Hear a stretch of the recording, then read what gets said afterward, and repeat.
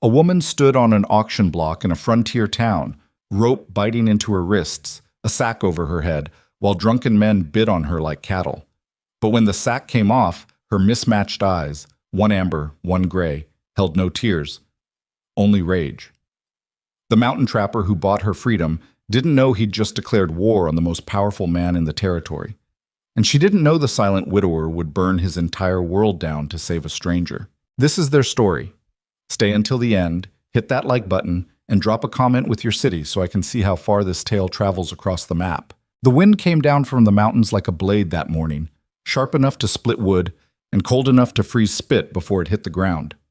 Gideon Crow felt it cut through his buckskin coat as he rode into Black Hollow on the second Tuesday of November, leading a mule packed with 3 months' worth of pelts. The town squatted in the valley like something that had given up on being pretty a long time ago.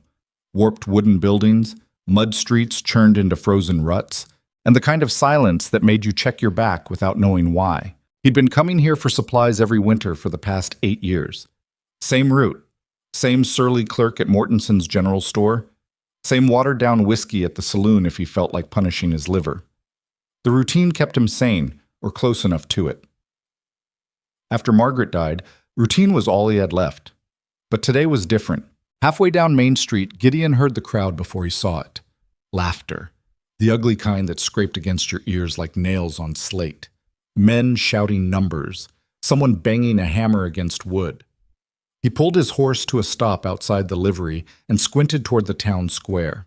A wooden platform stood in the center, the kind they used for 4th of July speeches, and the occasional hanging.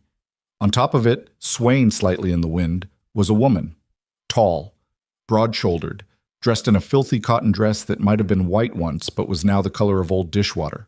Her wrists were bound in front of her with rough hemp rope, and a burlap sack covered her head. Around the platform, maybe 40 men pressed close, passing bottles and yelling bids like they were at a horse auction. $75, $80, $100 even, and I'll take her off your hands tonight.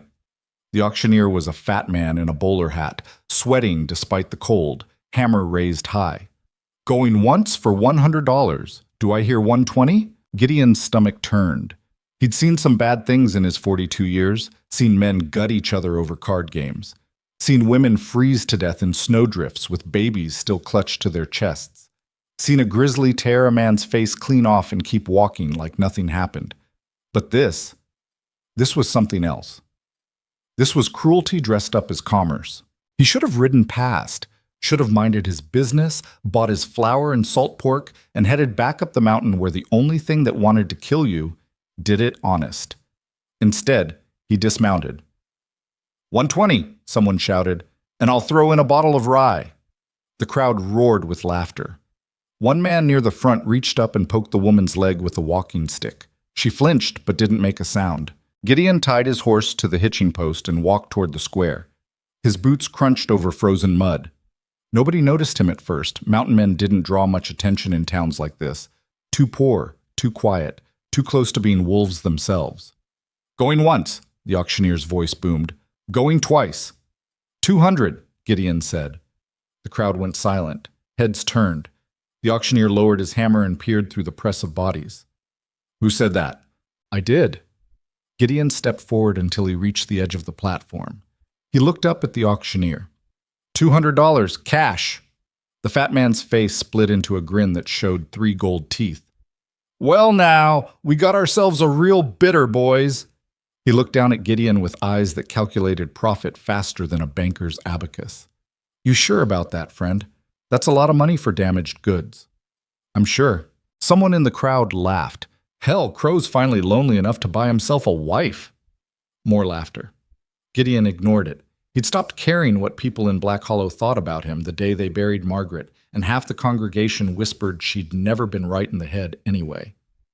The auctioneer scanned the crowd. Anyone want to top 200? A man in a black duster stepped forward.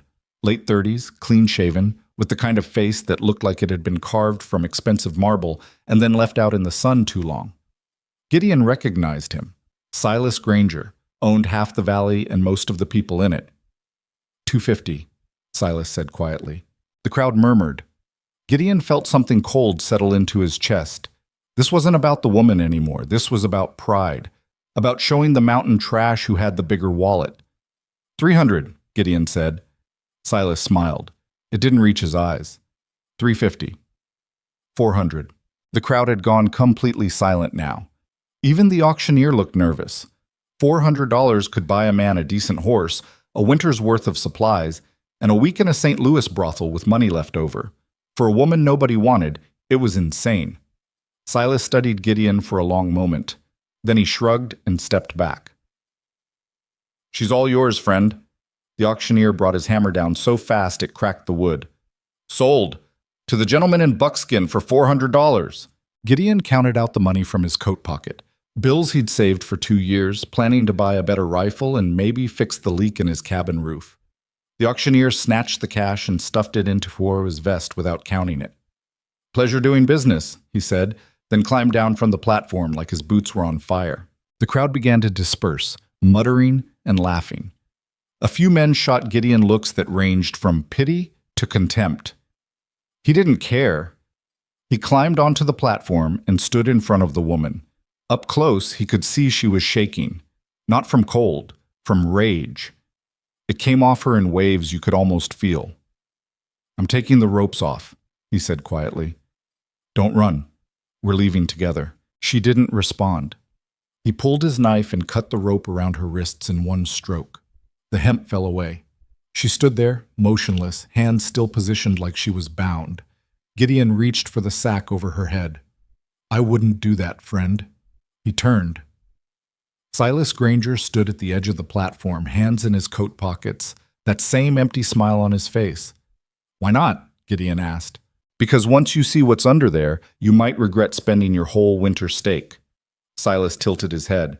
That woman's cursed, killed her own father, burned down a barn full of horses. Hell, some folks say she's got the devil's eyes. Then I guess it's a good thing I don't believe in curses. Silas's smile faded. You're making a mistake. Wouldn't be my first. Gideon pulled the sack off. The woman beneath was nothing like what the crowd's cruelty had suggested. She was maybe 30 years old, with a face that might have been beautiful if half of it wasn't covered in a jagged scar that ran from her left temple down to her jaw. Her hair was black and wild, matted with dirt and sweat, but it was her eyes that stopped Gideon cold. One was amber, bright and burning like a wolf's in firelight. The other was silver gray, pale as winter fog. She stared at him with an intensity that would have made most men step back.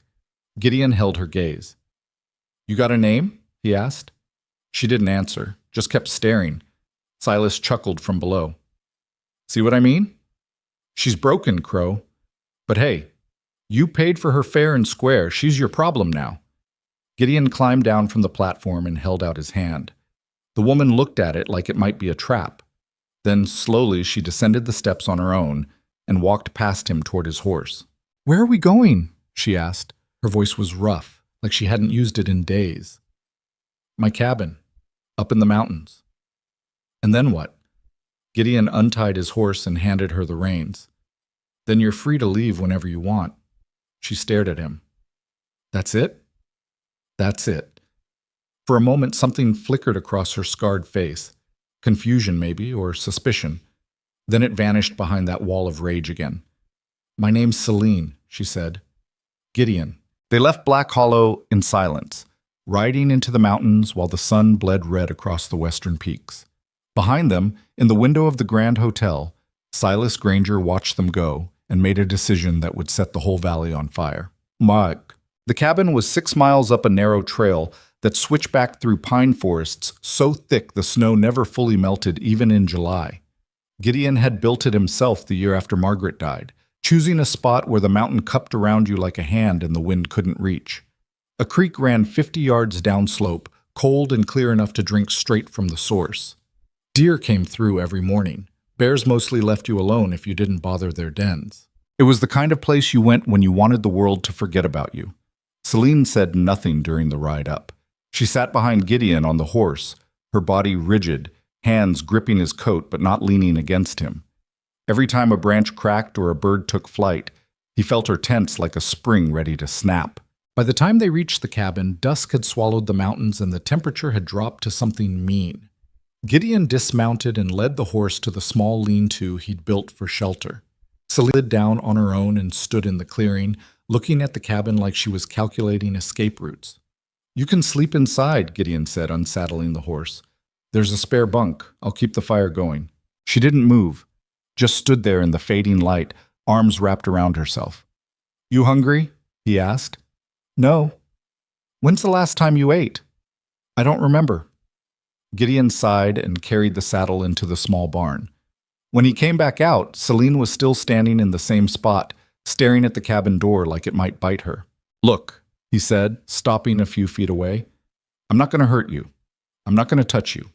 You can leave right now if you want, but it's a long walk back to town and the wolves get active after dark. Your choice." She turned those mismatched eyes on him. "Why did you do it?" "Do what?" "Buy me. Spend all that money." Gideon considered the question. Honest answer? He didn't know. Something about the way she'd stood on that platform, head high despite the sack, despite the ropes, despite men treating her like livestock, had reminded him of Margaret, not the broken version who'd stopped eating at the end, the version who'd told her father to go to hell when he said she couldn't marry a trapper with no prospects. "Seemed like the right thing to do," he said finally. Celine laughed. It was a bitter sound, sharp as broken glass. "Nobody does the right thing. I just did." She studied him for a long moment. Then slowly she walked toward the cabin. Gideon followed, pushed open the door, and stepped inside. The cabin was one room with a stone fireplace, 2 bunks built into opposite walls, a rough table, and shelves lined with supplies. It smelled like wood smoke and coffee and animal pelts. Not fancy, but it was warm. Gideon lit the fire and set a pot of water to boil. Celine stood near the door, watching him move around the space like she was memorizing where everything was kept. "You can sit," he said. She sat. On the floor, back against the wall, knees pulled to her chest, not on the bunk, not at the table. On the floor where she could see the door and both windows. Gideon didn't comment. He made coffee and fried up some salt pork and cornbread in a cast-iron skillet. When it was ready, he put half on a tin plate and set it on the floor next to her. Then he sat at the table and ate his own portion in silence. Celine watched him for a full minute before touching the food. When she finally did, she ate like someone who'd learned you never knew when the next meal was coming. Fast, efficient, barely chewing. When she finished, she set the plate down and wiped her mouth with the back of her hand. "You got a wife?" "Had one. She died." "How?" "Sickness. 3 winters ago." Celine nodded slowly. "Kids?" "No." "Why not?" Gideon poured himself more coffee. "Wasn't meant to be." She was quiet for a while. Outside, the wind picked up and rattled the shutters. Snow began to fall, light at first, then heavier. "You know who Silas Granger is?" she asked. "Rich man, owns ranches." "He owns more than ranches." Celine's voice went flat. "He owns judges, sheriffs, half the land between here and the territorial capital, and he doesn't like losing." Gideon looked at her. "He lose you?" "I escaped 2 months ago." "From where?" "His ranch. He kept me there for 5 years, called it a labor contract." She touched the scar on her face absently. "He gave me this when I tried to leave the first time." The fire crackled. Gideon set his coffee down carefully. "What kind of labor contract?" "The kind that's slavery dressed up with paperwork." Celine's mismatched eyes burned. "My father owed Silas money, gambling debts. When he couldn't pay, Silas took me instead, said I'd work off the debt. But the debt never got smaller. It just kept growing. New charges, interest, penalties for every little mistake." Gideon's hands tightened around his cup. "What happened to your father?" "Drank himself to death a year after Silas took me. And you've been running ever since you got out." "Not running. Hiding." She pulled her knees tighter to her chest. "He's got men looking for me. Men who'll drag me back and make sure I never try it again. That's why I was in Black Hollow. Somebody recognized me, turned me in for the bounty Silas posted." "How much?" $50. Gideon let out a long breath. He'd just spent $400 buying her freedom from men who'd paid $50 to capture her. The math didn't make him feel any better about the world. "So what now?" he asked. "Now you let me stay here until the snow clears, then I disappear. Go west, maybe, Canada, somewhere Silas can't reach." "What if he comes here?" Celine's smile was sharp and cold. Then we both die. Ishit. The first 3 days passed in careful silence. Gideon went about his routines, checking traps, splitting wood, scraping and stretching pelts in the barn. Celine watched him work, keeping her distance, learning the rhythms of the place. On the 4th day, she started helping. Not because he asked. He didn't. She just picked up an axe one morning and started splitting logs while he was down at the creek hauling water. When he came back, she'd stacked 2 cords of firewood and was working on a 3rd. "You don't have to do that," he said. "I know." "Then why are you?" She sunk the axe into a round of pine. "Because sitting around makes me feel like I'm back in that ranch house, waiting for Silas to decide what job he wanted me to do next." Gideon nodded. He understood that. After Margaret died, he'd worked 16-hour days because stopping meant thinking, and thinking meant drowning. They fell into a routine. Gideon handled the hunting and trapping. Celine took care of the cabin, mending clothes, cooking, keeping the fire fed. They spoke when necessary.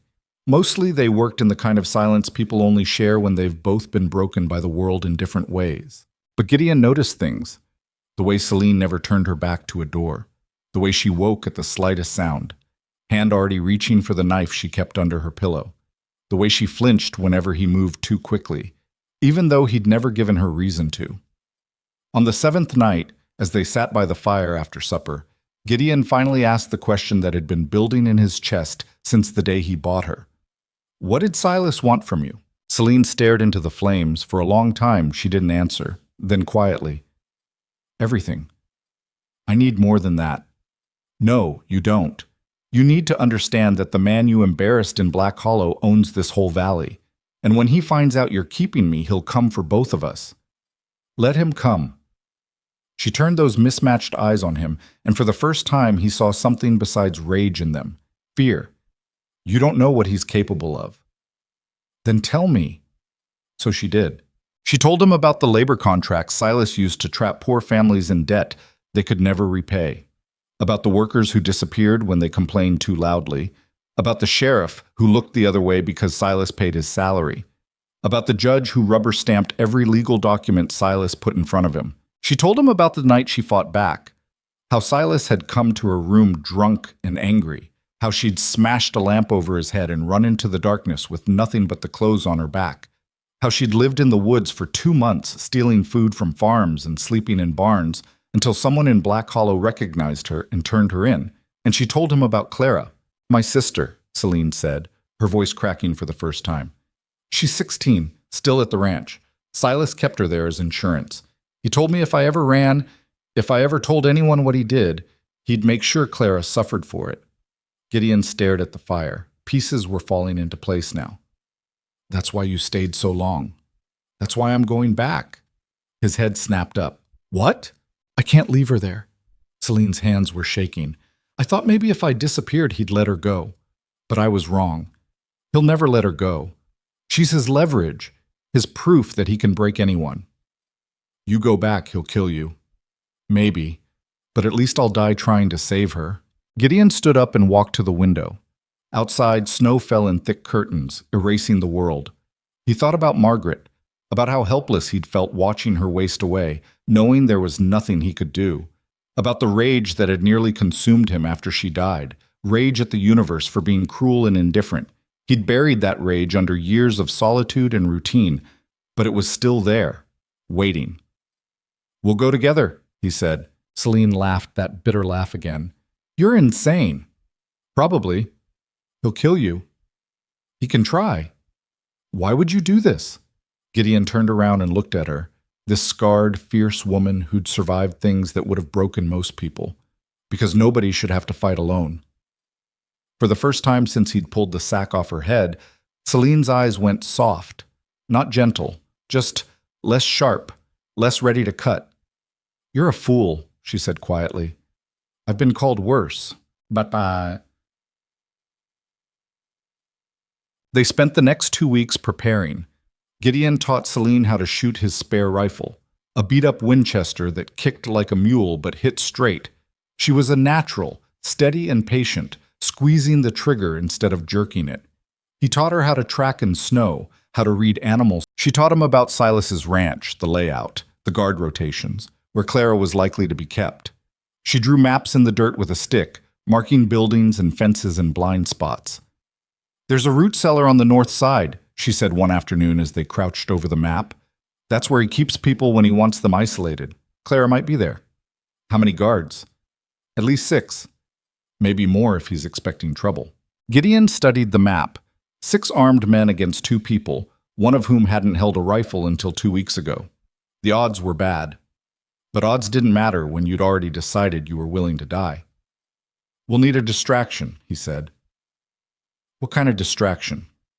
"The kind that makes rich men panic." He looked up at her. "Fire." Celine's smile was sharp and dangerous. "I like the way you think." On the 18th day, as they finalized their plan, Gideon heard something that made his blood run cold. Hoofbeats. Coming up the trail. He grabbed his rifle and moved to the window. Celine was already there, knife in hand, body coiled like a spring. "How many?" she whispered. "Can't tell yet." The hoofbeats grew louder. Then, through the trees, Gideon saw them. 3 riders. Moving slow. Careful. "Is it him?" Celine asked. "No." Gideon squinted through the scope. "Lawmen. Got badges." Her face went white. "They're here for me." "You don't know that." "Yes, I do." She backed away from the window. "This is how it works.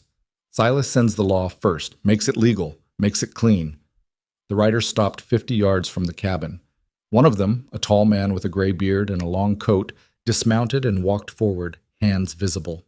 "Gideon Crow," he called out. "I'm Marshal Elias Boone. I need to talk to you about a woman you purchased in Black Hollow 3 weeks ago." Gideon looked at Celine. Her eyes were wild, cornered. "Don't give me up." "I won't." "Promise me." "I promise." He set the rifle down and opened the door. The cold hit him like a fist. Marshal Boone stood in the snow, waiting. "Marshal," Gideon said carefully. "Mr. Crow."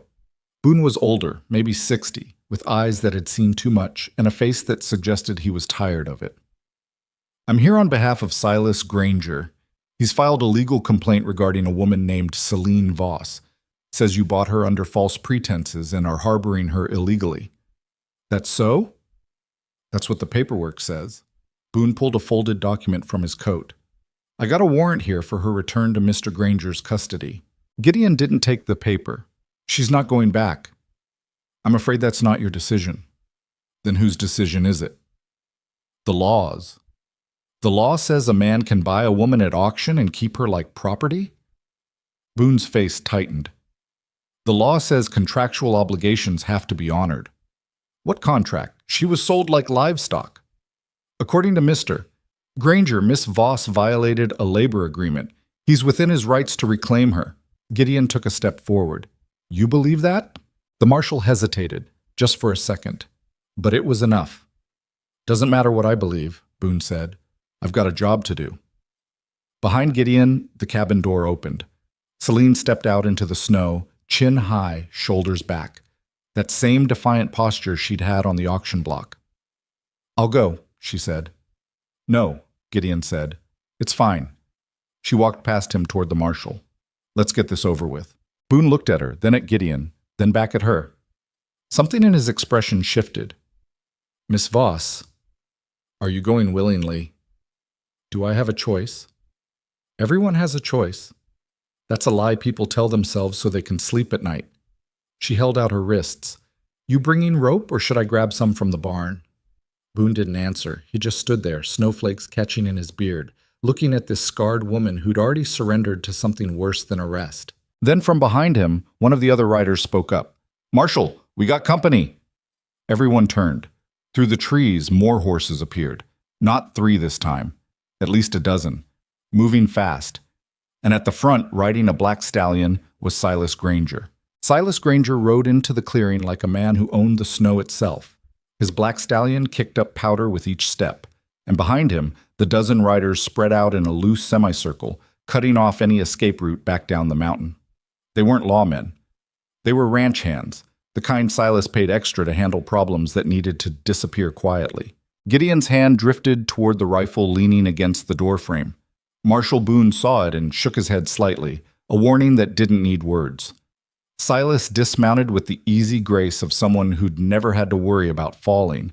His boots hit the snow without a sound. He was dressed like he'd just come from a Sunday service. Black suit, silver brocade vest, hat so clean it might have been new that morning. Everything about him screamed money and control. "Marshal Boone," Silas said, his voice carrying across the clearing like he was addressing a crowd instead of 5 people. "I appreciate you coming all the way up here, but it seems I'll be handling this matter personally."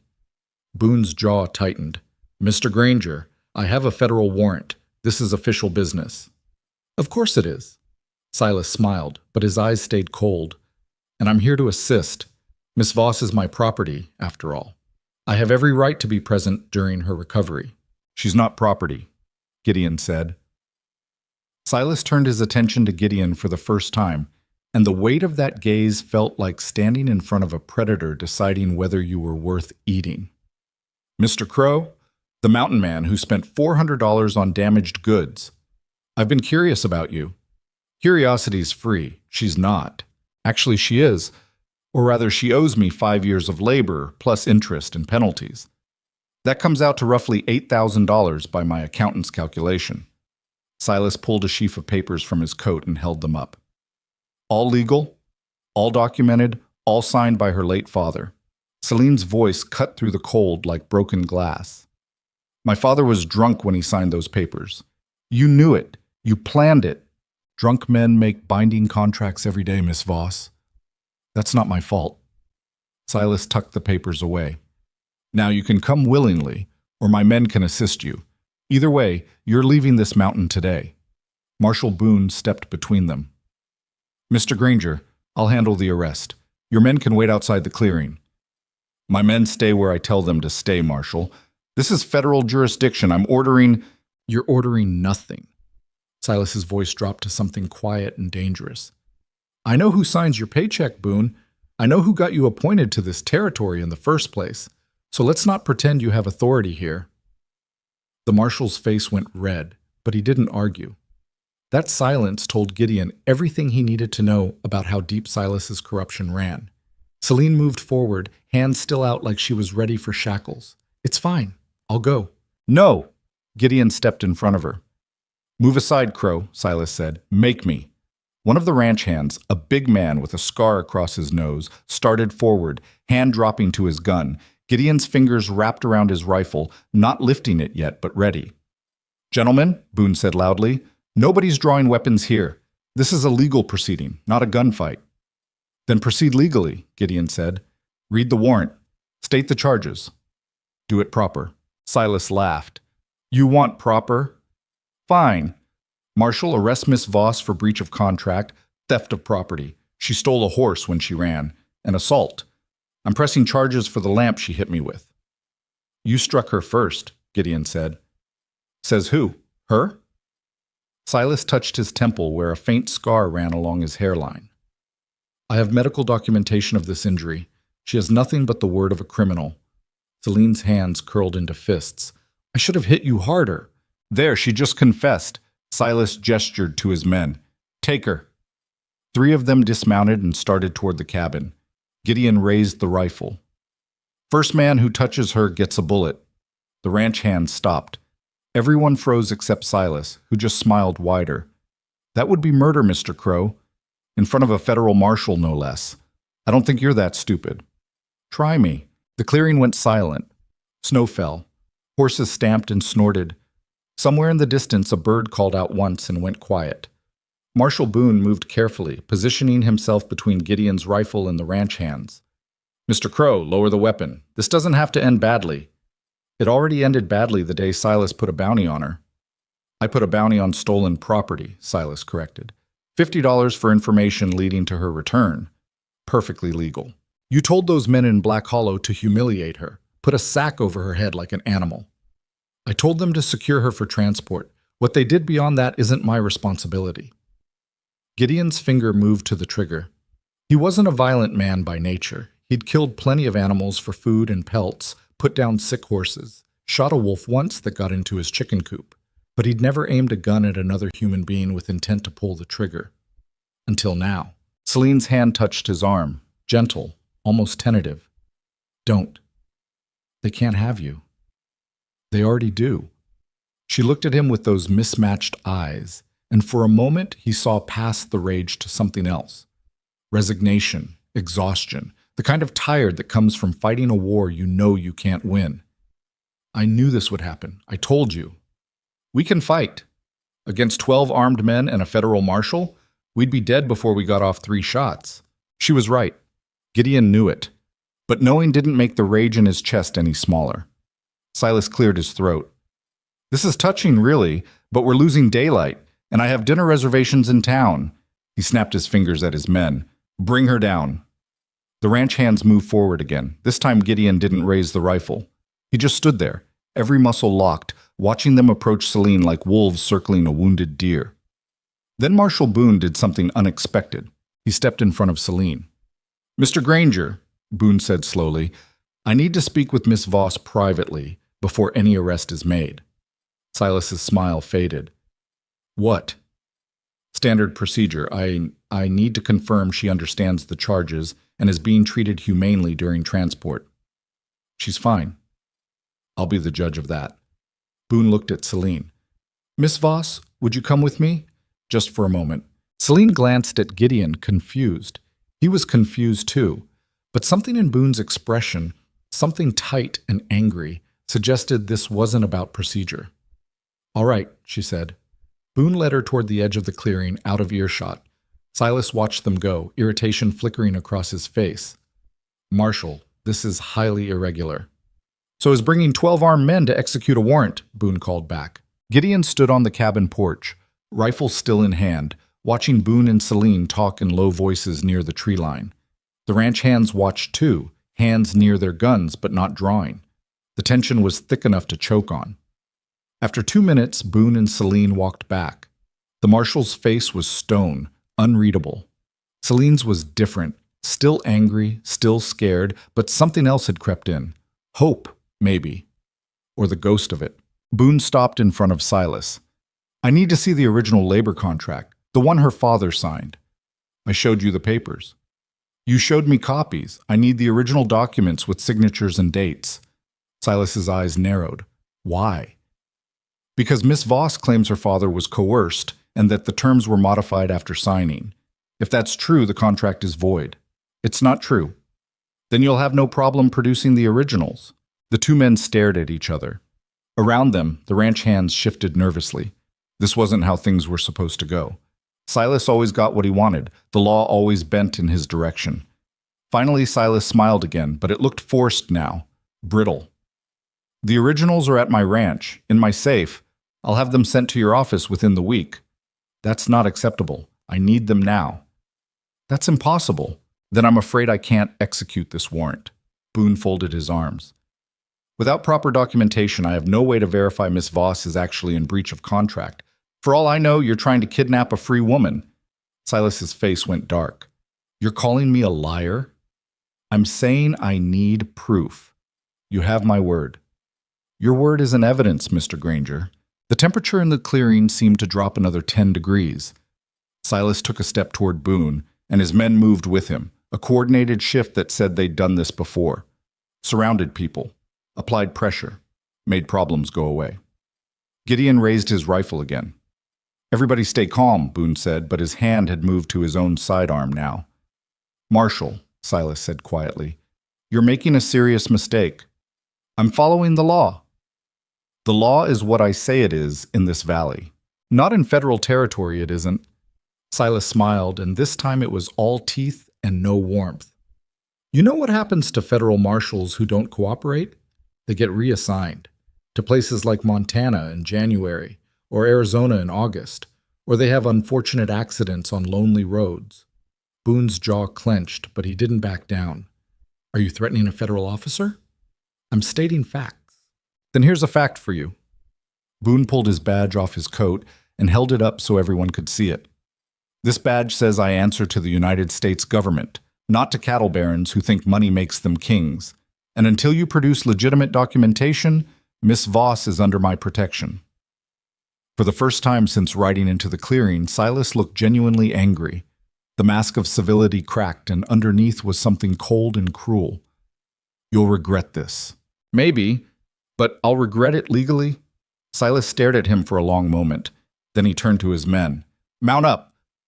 They hesitated, looking between their boss and the marshal like dogs waiting for a command to attack. "I said mount up," Silas snapped. They obeyed. Slowly, reluctantly, they climbed back onto their horses. Silas was the last to mount, and before he did, he looked at Celine. "You can't hide forever, Miss Voss. And when I find you again, and I will find you, there won't be a marshal around to protect you." "I'm not hiding," Celine said. I'm surviving. There's a difference." Silas's smile returned, sharp and mean. Not for long. He swung into his saddle and wheeled the black stallion around. The other riders followed, disappearing back down the trail in a thunder of hooves and snow. Within seconds, the clearing was empty except for Gideon, Celine, and Marshal Boone. Nobody spoke for a full minute.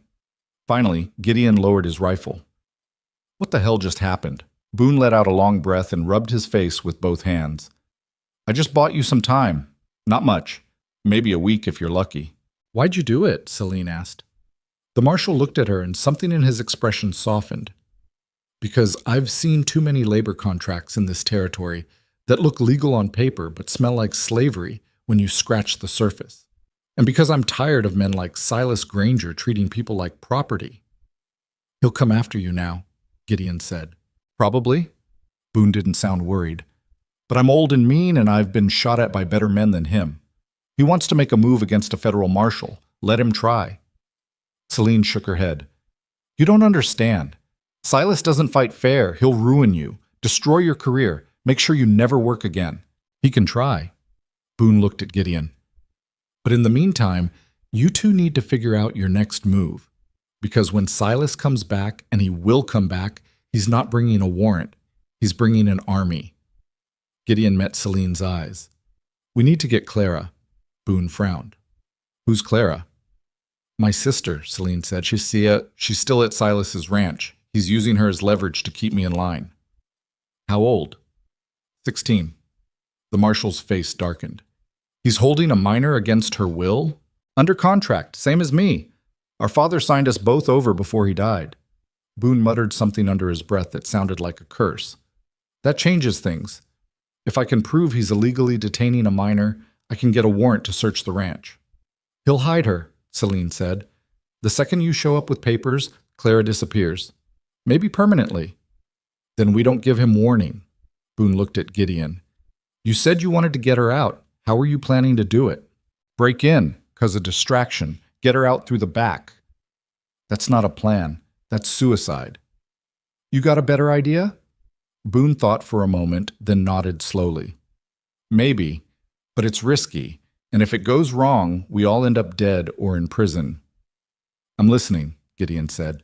The three of them went into the cabin. Boone closed the door and moved to the table, pulling out the map Celine and Gideon had drawn in the dirt and recreating it on paper. Celine pointed out the buildings, the guard posts, the likely locations where Clara might be kept. "Root cellar on the north side," she said again. "That's where he puts people when he wants them isolated." "How many guards total?" Boone asked. "At the ranch? 20, maybe 25. Not all armed.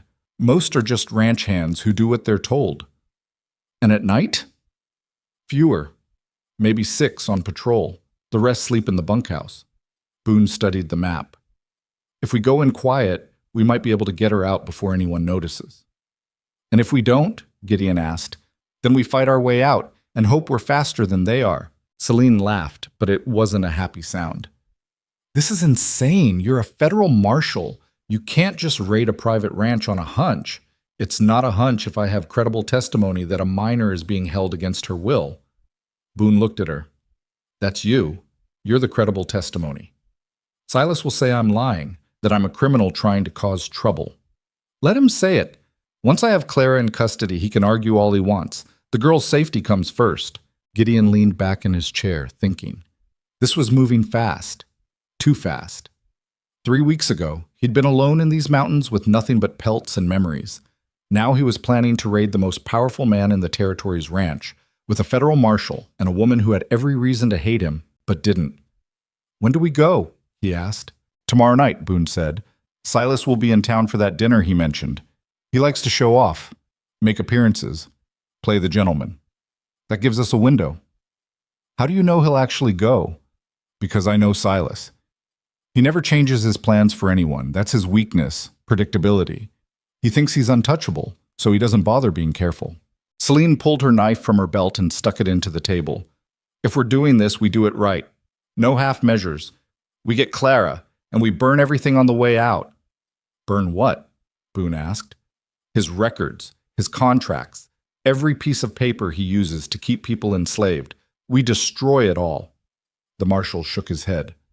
"That's destruction of evidence. I can't authorize that." "Then don't authorize it. Just don't stop me when I do it." Gideon looked at her. The firelight caught her scarred face, highlighting the jagged line that ran from temple to jaw. She wasn't talking about justice anymore. She was talking about revenge. "Celine," he said quietly, "don't." She pulled the knife free and sheathed it. "I've spent 5 years watching that man destroy lives with paperwork and lawyers. If we're going in there, I'm making sure he can't do it again."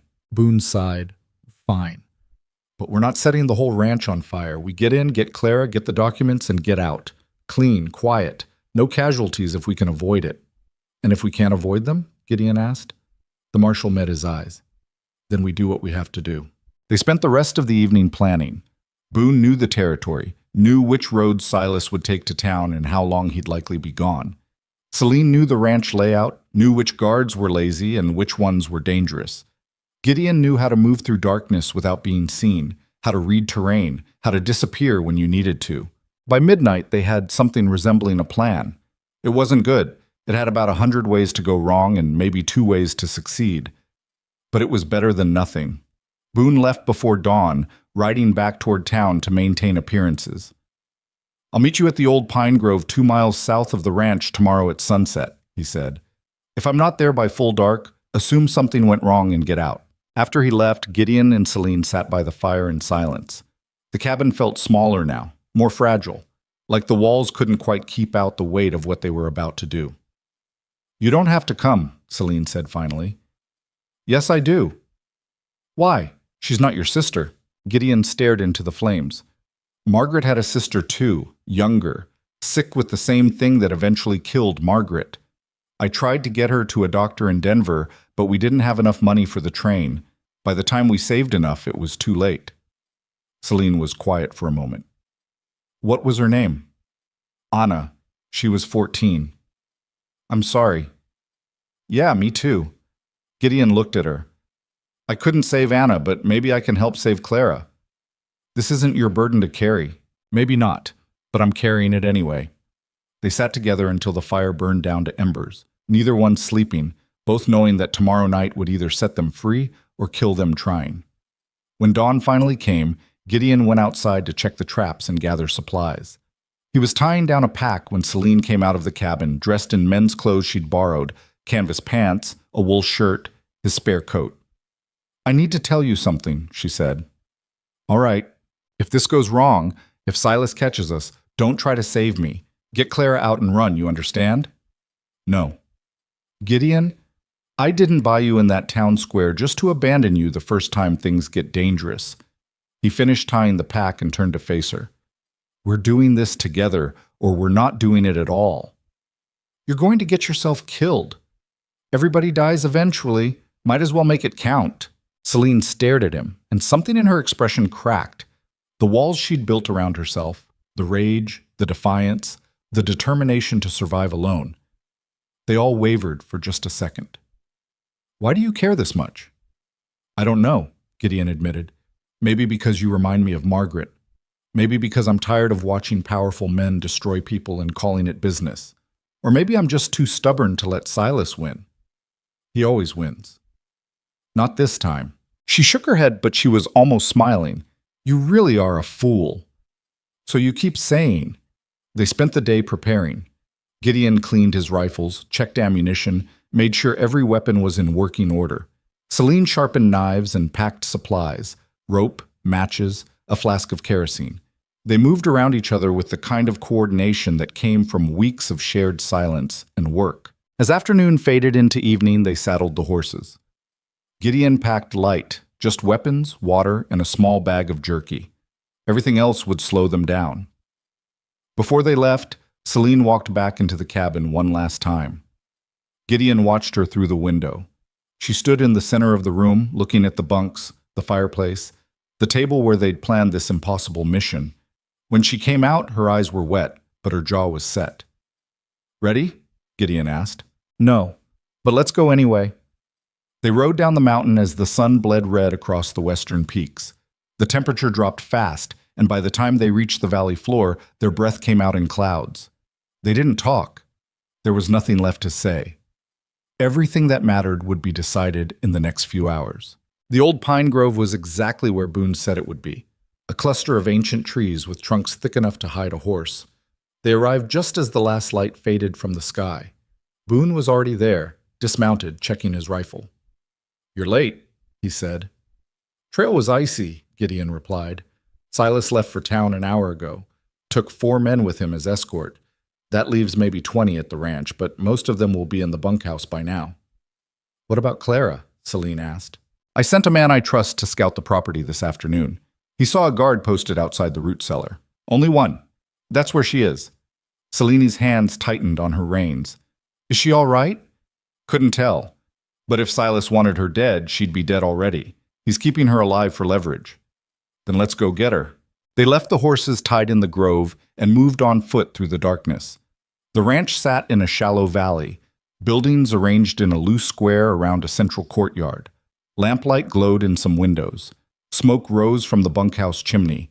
They approached from the north, staying low, using the terrain for cover. Boone moved like someone who'd done this before. Celine moved like a ghost. Gideon just tried to keep up and not step on anything that would make noise. The root cellar was set into a hillside about 50 yards from the main house. A single guard sat on a stool outside the door, rifle across his lap, smoking a cigarette. He looked bored. Boone held up a hand, signaling them to stop. They crouched behind a water trough, watching. "I'll handle the guard," Boone whispered. "You two get ready to move fast once he's down." "How are you going to handle him?" Gideon asked. The marshal didn't answer. He just moved forward, slow and silent, circling wide to come at the guard from behind. Gideon's heart hammered in his chest. This was it. The point where they crossed from planning into action, where words became bullets and choices became consequences. Boone reached the guard and struck fast, one hand over the man's mouth, the other driving the butt of his pistol into the base of his skull. The guard went limp. Boone lowered him to the ground carefully, then waved Celine and Gideon forward. They reached the cellar door. It was locked with a heavy padlock. Celine pulled a small pry bar from her coat and wedged it into the hasp. Metal groaned. The lock snapped. The door swung open, revealing darkness and stone steps leading down. Celine went first, Gideon right behind her. At the bottom of the steps was a small room with dirt walls and a single lantern hanging from a hook.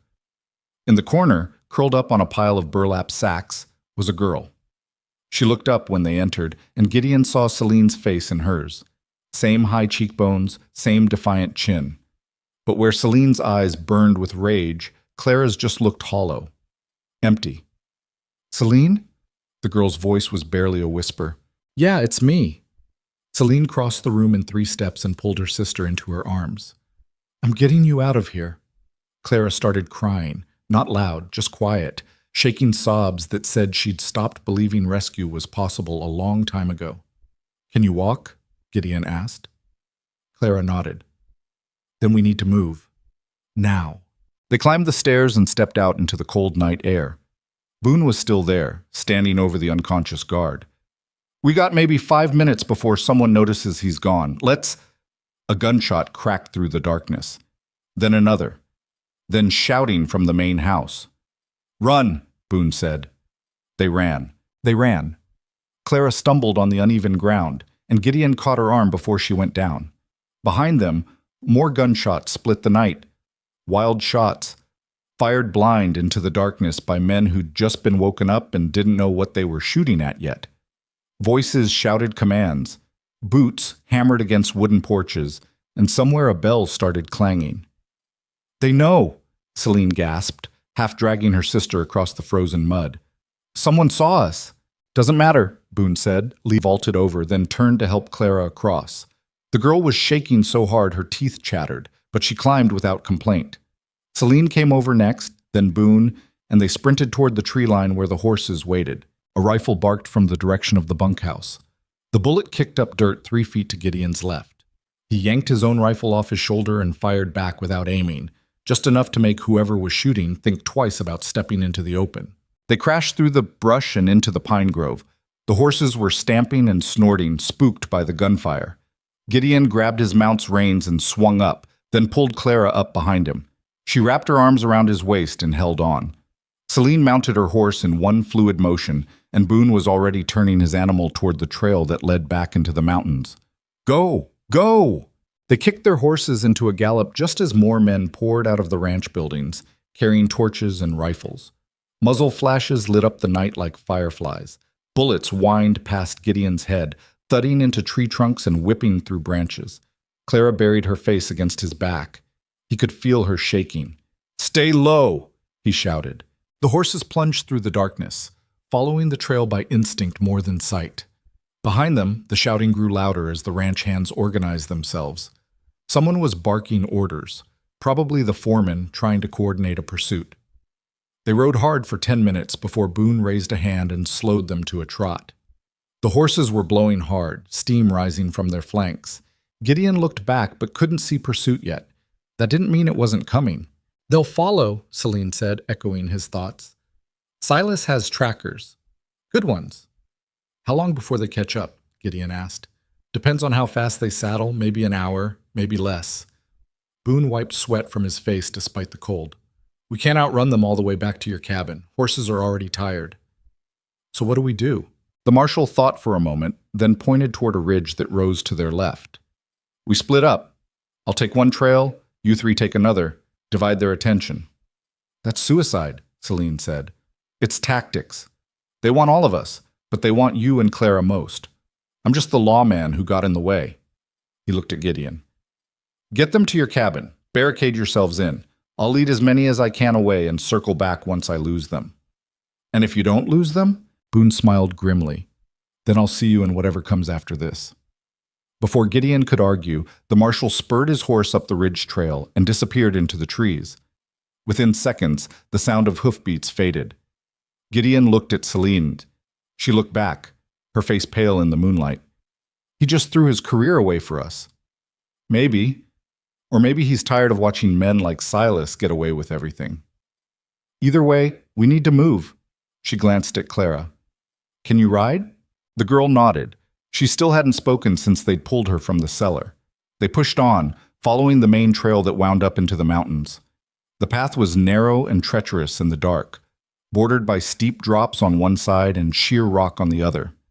One misstep and a horse would tumble into a ravine too deep to survive. After another 20 minutes, they heard it. Hoofbeats. Multiple horses. Coming fast. "How many?" Gideon asked. Celine tilted her head, listening.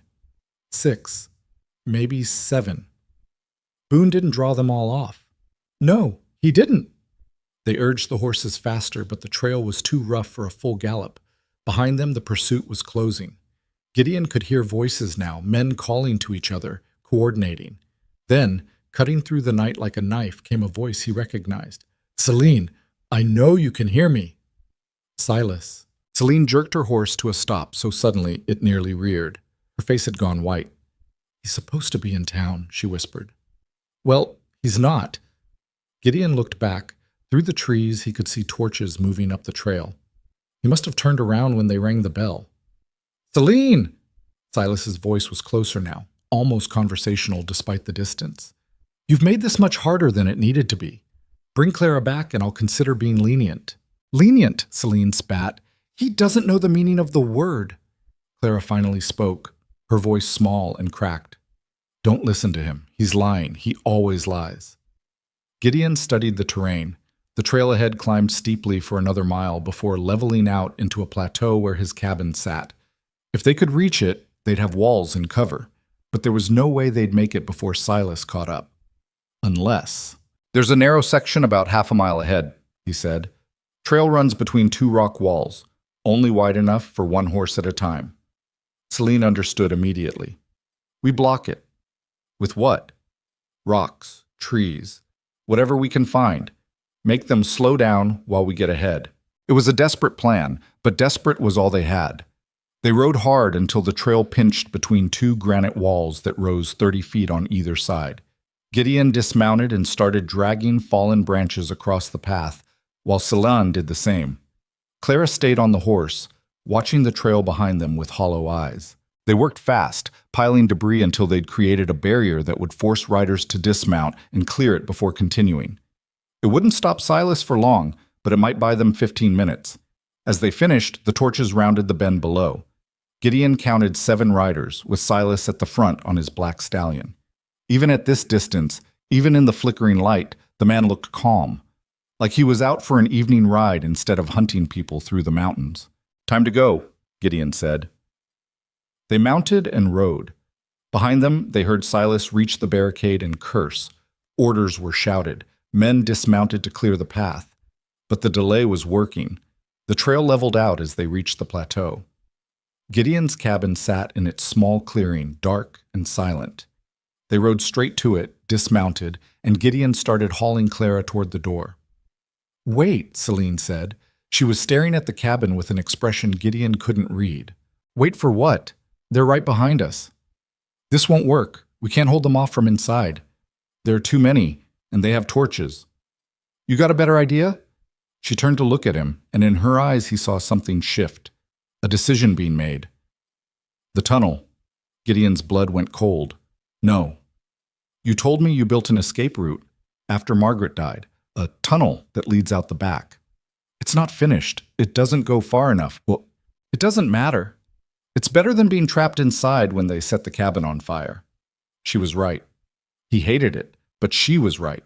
The tunnel had been a project he'd started during the worst months after Margaret's death, when grief had made him paranoid about being caught in a burning building like she had been. He'd dug maybe 30 feet before giving up, telling himself he was being crazy. Now that crazy preparation might save their lives. All right, he said. But we take supplies, weapons, everything we can carry. They ran inside. Gideon lit a single lamp and started grabbing rifles, ammunition, food, blankets. Celine helped Clara into dry clothes and wrapped her in a thick coat. The girl still hadn't said more than a few words, but her eyes were tracking everything now, alert and afraid. From outside came the sound of horses approaching. They're here, Celine said. Gideon shoved a rifle into her hands and slung 2 more over his shoulder. Tunnel entrance is under the bed in the back. Move it. They dragged the bed frame aside, revealing a trap door set into the floorboards. Gideon pulled it open and cold air rushed up from below. A crude ladder led down into darkness. Clara first, he said. The girl climbed down without hesitation. Celine followed. Gideon grabbed the lamp and took one last look at the cabin, at the life he'd built here, the solitude he'd carved out of grief, the small piece of peace he'd managed to find. Then he climbed down and pulled the trapdoor shut above him. The tunnel was narrow, cold, and smelled like wet earth. Gideon held the lamp high as they moved forward, bent double to fit in the low space. The walls were crude, shored up with rough timber that creaked ominously. He'd never intended for it to hold more than one person. Behind them, muffled by dirt and wood, came the sound of boots on the cabin floor above. Celine! Silas's voice, distorted but unmistakable. I know you're in here. They kept moving. The tunnel stretched ahead, seemingly endless in the lamplight. Clara was breathing hard, nearly hyperventilating. Celine put a hand on her shoulder and whispered something Gideon couldn't hear. A gunshot boomed from above. Then another. Silas was shooting into the floor, trying to flush them out. Faster, Gideon urged. They scrambled forward. The tunnel began to angle upward slightly, heading for the surface. Gideon had planned for it to emerge in the tree line behind the cabin, but he'd never finished digging that far. Right now, it just ended in a wall of dirt. Unless he'd miscalculated the distance, unless his hand hit something solid, wood. He pushed, and the makeshift cover he'd built over the exit shaft gave way, spilling moonlight and snow into the tunnel. Come on! He boosted Clara up first, then Celine, then hauled himself out. They emerged in the forest about 40 yards behind the cabin. Through the trees, they could see the building clearly. Torches surrounded it. Men were visible in the windows, searching. Silas stood in the doorway, watching his men tear the place apart. Then one of the ranch hands found the trap door. Silas's head snapped toward it. He barked an order and 2 men climbed down into the tunnel. Within seconds, they'd report back that it led outside. "We need to move," Gideon said. "Right now." But before they could run, Silas did something Gideon hadn't expected. He set the cabin on fire. One of the ranch hands threw a torch through the window. Another tossed one onto the roof. Within moments, flames were crawling up the walls, catching on the dry wood like it had been soaked in kerosene. Gideon stood frozen, watching his home burn. 8 years of his life. Every memory of Margaret, every moment of peace he'd found after her death, all of it turning to ash and smoke. Celine grabbed his arm. "Gideon, we have to—" A rifle cracked, and the tree next to her head exploded in splinters. They were shooting at them. Gideon snapped out of his paralysis and returned fire, working the lever on his Winchester so fast it was nearly automatic. Men scattered, diving for cover. He wasn't trying to kill anyone, just make them think twice about standing in the open. "Run!" he shouted. They ran deeper into the forest, bullets chasing them through the trees. Behind them, the cabin was a tower of flame now, lighting up the night like a beacon. Silas's voice rose above the chaos, screaming orders to spread out, cut them off, don't let them escape. The 3 of them crashed through underbrush, leaped over fallen logs, slid down icy slopes. Clara was flagging, her breath coming in ragged gasps. She'd been locked in a cellar for weeks, barely fed, and now she was running for her life through a frozen forest. Gideon grabbed her hand and pulled her along. "Just a little farther. There's a ravine up ahead with a creek. We can lose them there." But Silas's men were spreading out, circling around to flank them. These weren't city boys playing at being tough. These were men who'd spent years working cattle in rough country. They knew how to track, how to hunt. A figure stepped out from behind a tree directly in front of them. One of the ranch hands, rifle raised. "Stop right there!" Gideon raised his own weapon, and for a moment they stood in a standoff. 2 men pointing guns at each other, fingers on triggers, both knowing that whoever fired first would probably die second. Then a gunshot came from somewhere off to the left, and the ranch hand went down. Marshal Boone stepped out of the shadows, smoke rising from his pistol. "Thought you might need help." "You're supposed to be leading them away," Gideon said. "Did that. Lost 3 of them in a box canyon. Figured the rest of you could use an extra gun." He looked at the burning cabin visible through the trees. "Looks like things went about as well as expected." He burned it down. Men like Silas always burn things down. It's what they do when they can't control something. Boone reloaded his pistol. "But we're not done yet. I got eyes on at least 4 more men moving through the woods, and Silas is with them." Celine checked her rifle. "So, we make a stand." "We make a stand," Boone agreed. They found a defensible position on high ground, a cluster of boulders that offered cover and a clear view of the approaches. Gideon positioned Clara in the safest spot, then took up position with his rifle. Celine crouched behind a rock to his left. Boone moved to the right, creating a crossfire zone. The forest went quiet. No birds, no wind. Just the distant crackle of the burning cabin and the sound of men moving carefully through the trees. Then Silas's voice cut through the darkness again, closer now. "Marshal Boone, you're making this worse for everyone. Stand down and we can discuss this civilly." Boone cupped his hands around his mouth. "Can't do that, Silas. You're wanted for kidnapping a minor and attempted murder of a federal officer." "That's a lie, and you know it. Saw your men shoot at me with my own eyes. That makes it felony assault." A pause. Then, "You can't win this, Boone. You're outnumbered, outgunned, and a long way from any backup." "Maybe, but I can make it real expensive for you before I go down." Silence fell again. Gideon scanned the tree line, looking for movement. His hands were steady on the rifle, but his heart was hammering. This wasn't hunting deer or trapping beaver. This was war, Clara whispered from behind him. "Is he going to kill us?" "No," Gideon said, though he wasn't sure he believed it. "He killed my father, made it look like an accident, a fall down the stairs."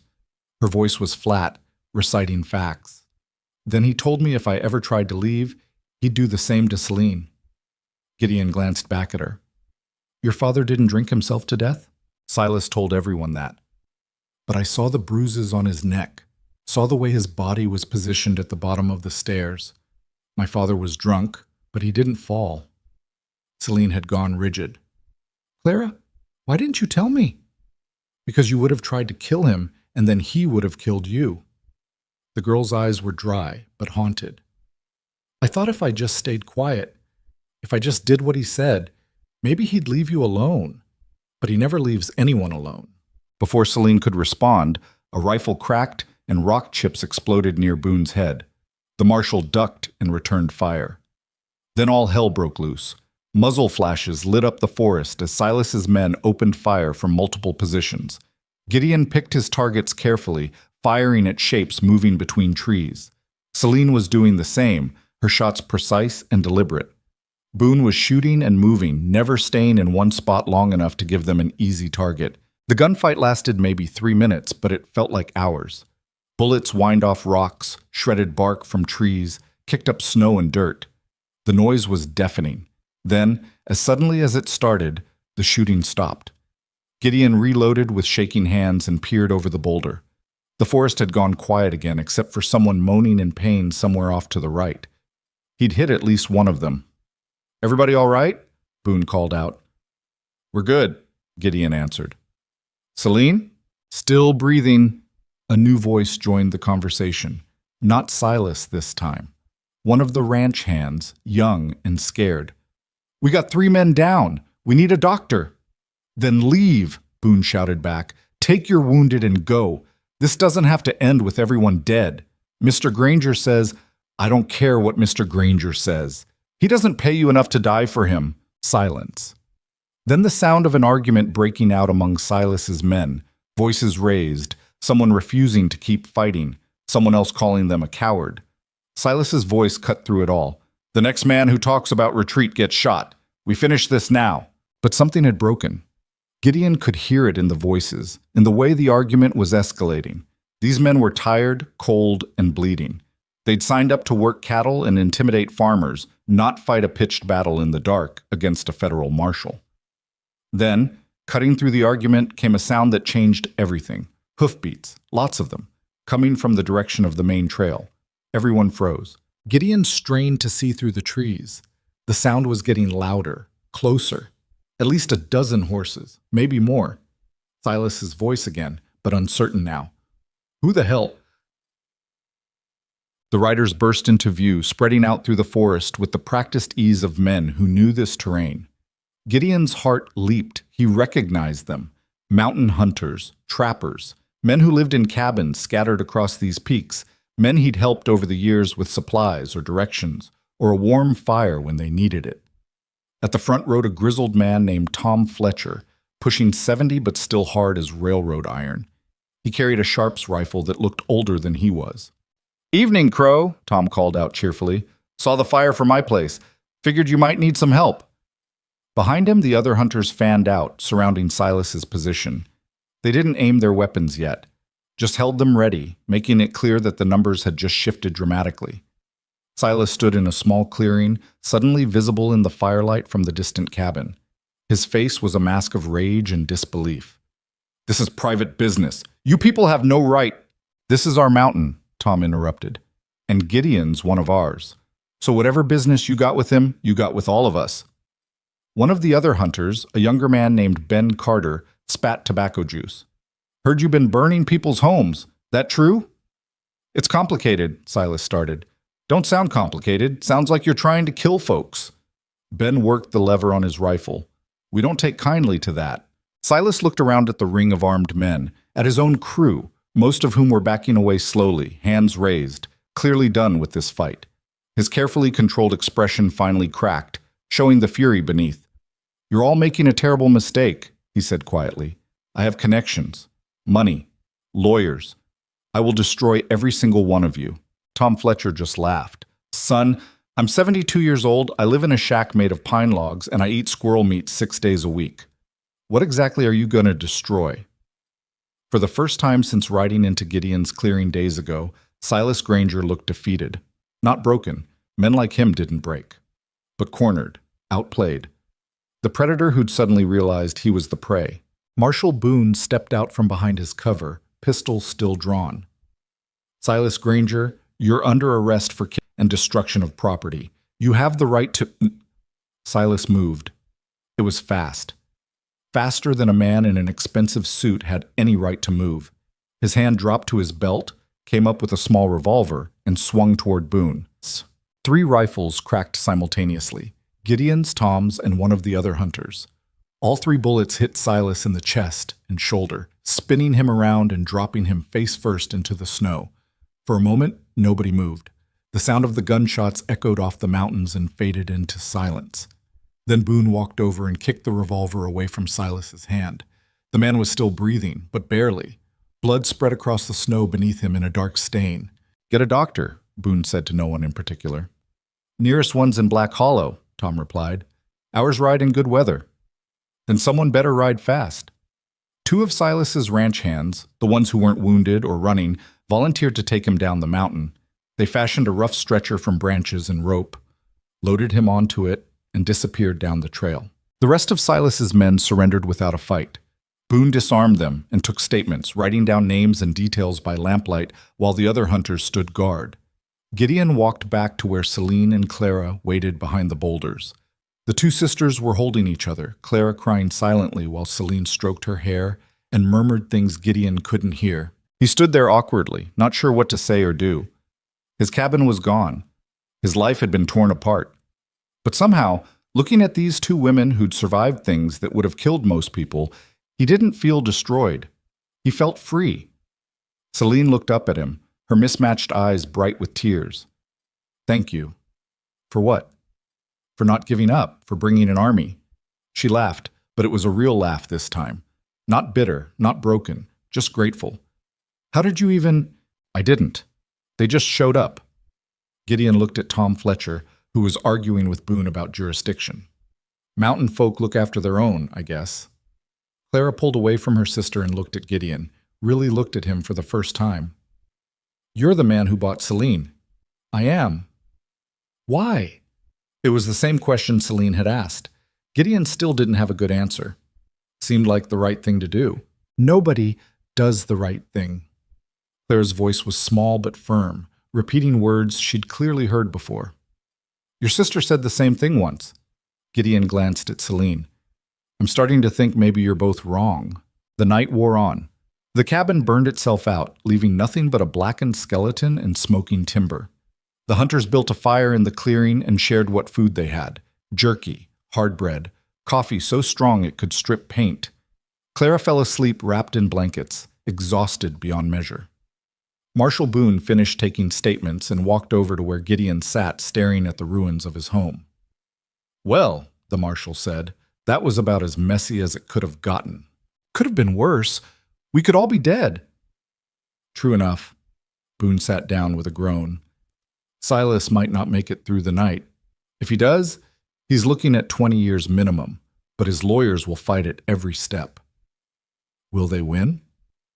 "Not if I have anything to say about it, and not if Clara's willing to testify about her father." Gideon looked at the girl sleeping peacefully for the first time in months. "She's been through enough. You really want to put her on a witness stand?" "Might not have to. Once word gets out about what happened here, about the labor contracts and the kidnapping, other victims will come forward. People Silas thought he'd scared into silence. It'll be a stampede." Boone smiled grimly. "Powerful men always think they're untouchable right up until the moment they're not.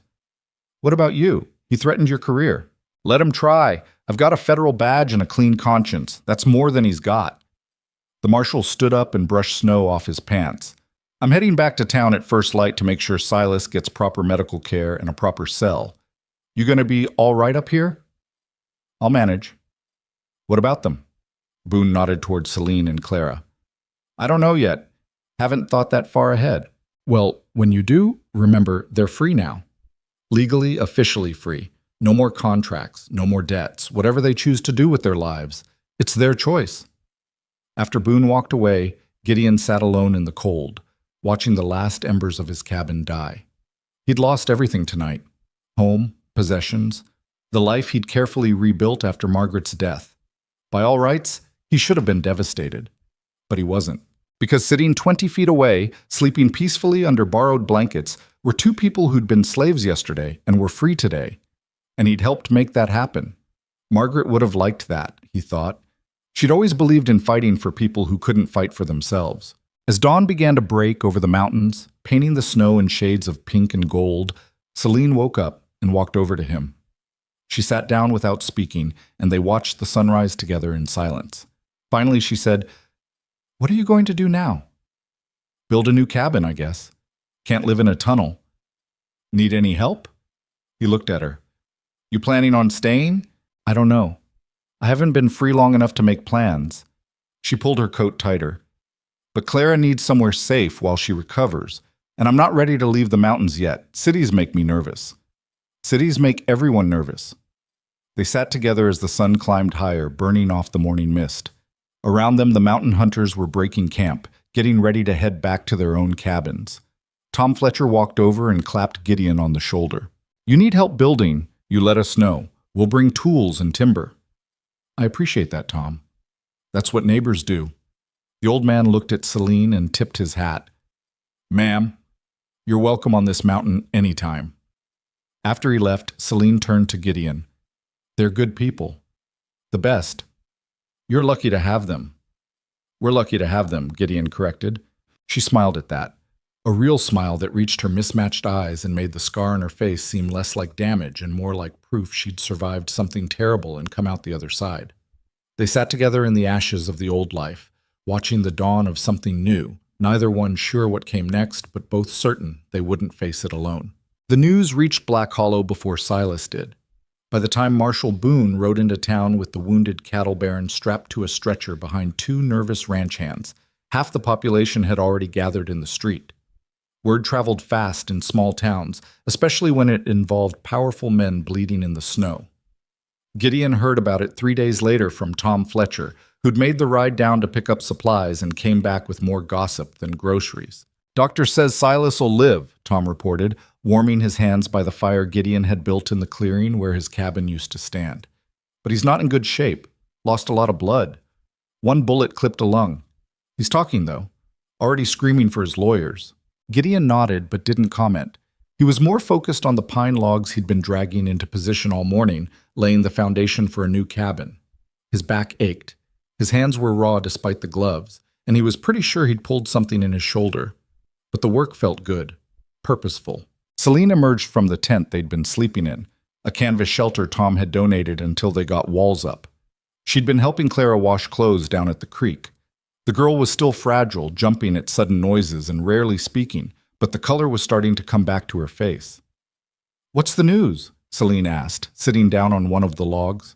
Tom repeated the story, adding details about how Silas's lawyers had descended on Black Hollow like vultures, demanding his immediate release and threatening lawsuits against everyone involved. "But Boone's holding firm. Got Silas locked up tight in the territorial jail. Even posted guards to make sure nobody tries to break him out." "Will he go to trial?" Celine asked. "Boone seems to think so. Says he's got enough evidence to bury the man 6 times over." Tom spat into the snow. "Of course, that's assuming the trial's fair and the jury's not bought. Big assumption in these parts." Gideon hammered a stake into frozen ground to mark where the corner post would go. "What about the ranch hands, the ones who shot at us? Most of them scattered. Few got arrested for their part in it, but they're singing like canaries, telling Boone everything they know about Silas's operation. Turns out kidnapping Clara wasn't the worst thing that man did. Not even close." Celine's jaw tightened. "What else?" Tom hesitated, glancing at her. "Maybe we should talk about this later." "No. Tell me now." The old hunter sighed. There were other labor contracts, other families trapped in debt they couldn't pay. Some of the workers on Silas's ranch hadn't been paid in 2 years. He kept them there by threatening their families, same as he did with you and Clara. And there's talk about people who disappeared, people who complained too loud or tried to leave. "How many people?" "Don't know yet. Boone's still investigating. But it's looking like Silas ran that ranch like a plantation, and everyone just looked the other way because he had money and connections." Celine stood abruptly and walked away, her hands balled into fists. Gideon watched her go but didn't follow. He'd learned over the past few days that she needed space sometimes, needed to process things alone before she could talk about them. Tom pulled out a flask and took a swig. She gonna be all right? Eventually. Maybe. Gideon accepted the flask when Tom offered it and took a drink. Whiskey burned down his throat, cheap and harsh. She's been carrying a lot for a long time. Finding out it was worse than she thought isn't helping. What about the girl, Clara? She's not talking much, sleeps a lot, cries sometimes when she thinks nobody's listening. Gideon handed the flask back. Boone says she might have to testify. That'll be hard on her. Everything's hard on her right now. At least testifying might give her some control back. Let her say what happened in her own words instead of having people talk about her like she's not in the room. Tom nodded slowly, then changed the subject. You need more help with the cabin? I can round up some of the boys, get a proper work crew up here. I'd appreciate that. We'll come up next week. Bring timber, tools, maybe some nails if we can find any. Have you framed and roofed before the next snow? Why are you doing this? Gideon asked suddenly. It was a question he'd been holding back for days. You barely know me, Tom.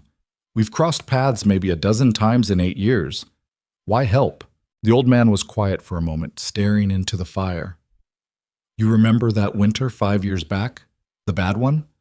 When the snow came early and didn't stop for 3 months? I remember. My grandson was staying with me that winter. Just a kid, maybe 10 years old. His parents had died of fever the summer before, and I was all he had left. Tom's voice got rough. We ran out of food in February. I went hunting, but everything was denned up or dead. Couldn't find so much as a rabbit. I thought we were going to starve. Gideon had a vague memory of that winter. He'd been dealing with his own grief over Margaret, barely surviving himself. Then one morning, Tom continued, I found a canvas bag hanging on my door. No note, no name, just food. Dried venison, cornmeal, coffee, sugar. Enough to last us until the thaw. I never knew who left it, but I had my suspicions. Gideon said nothing. He remembered that bag. Remembered taking half his own supplies and making the trek to Tom's cabin in the middle of the night because he'd heard the old man had a kid with him and winter was getting mean. So yeah, Tom said, I know you, Crow. Maybe not well, but I know what kind of man you are. And when I saw your cabin burning and figured you were in trouble, I rode out. That's what people do when they're not too busy being selfish. After Tom left, Gideon worked until his hands were too numb to hold the axe. The sun was setting behind the peaks, painting the snow in shades of purple and orange. He was stacking logs when Celine came back, Clara trailing behind her. We need to talk, Celine said. Gideon set down the log he was carrying. All right. She looked at Clara, who nodded slightly, then back at Gideon. Boone sent word. Wants us to come to Black Hollow. Says there's people who want to meet us. Other people who worked for Silas. Other families. When? Next week. There's going to be some kind of gathering. Marshall's organizing it. Says he wants everyone's testimony on record before the trial starts. Gideon wiped his hands on his pants. You planning to go? I don't know. Part of me wants to face those people, tell them what happened. But another part of me just wants to forget Silas Granger ever existed and move on with my life. What does Clara want? The girl spoke up, her voice quiet but steady. I want to testify. I want to tell them what he did to our father, what he did to us. I want everyone to know the truth. Celine looked at her sister with an expression that was part pride, part heartbreak. You sure? It won't be easy. His lawyers will try to make you look like a liar. I don't care. I'm tired of being scared. I'm tired of hiding. Clara's mismatched eyes, so like her sister's, burned with determination. He took 5 years from you and 2 from me. I want those years back, even if it's just in a courtroom. Gideon respected that. The kid had spine. Then we'll go, Celine said. All 3 of us. I'm not sure I should, Gideon started. You're coming, Celine interrupted. You're part of this now, whether you like it or not. You bought me off that auction block. You burned your life down to save Clara. You don't get to back out just because things got complicated. He wanted to argue, but she was right. He'd made choices that night in Black Hollow, and those choices had consequences. You couldn't save someone's life and then pretend you weren't involved when the aftermath got messy. All right, he said, we'll go together. The week passed in hard work and careful routine.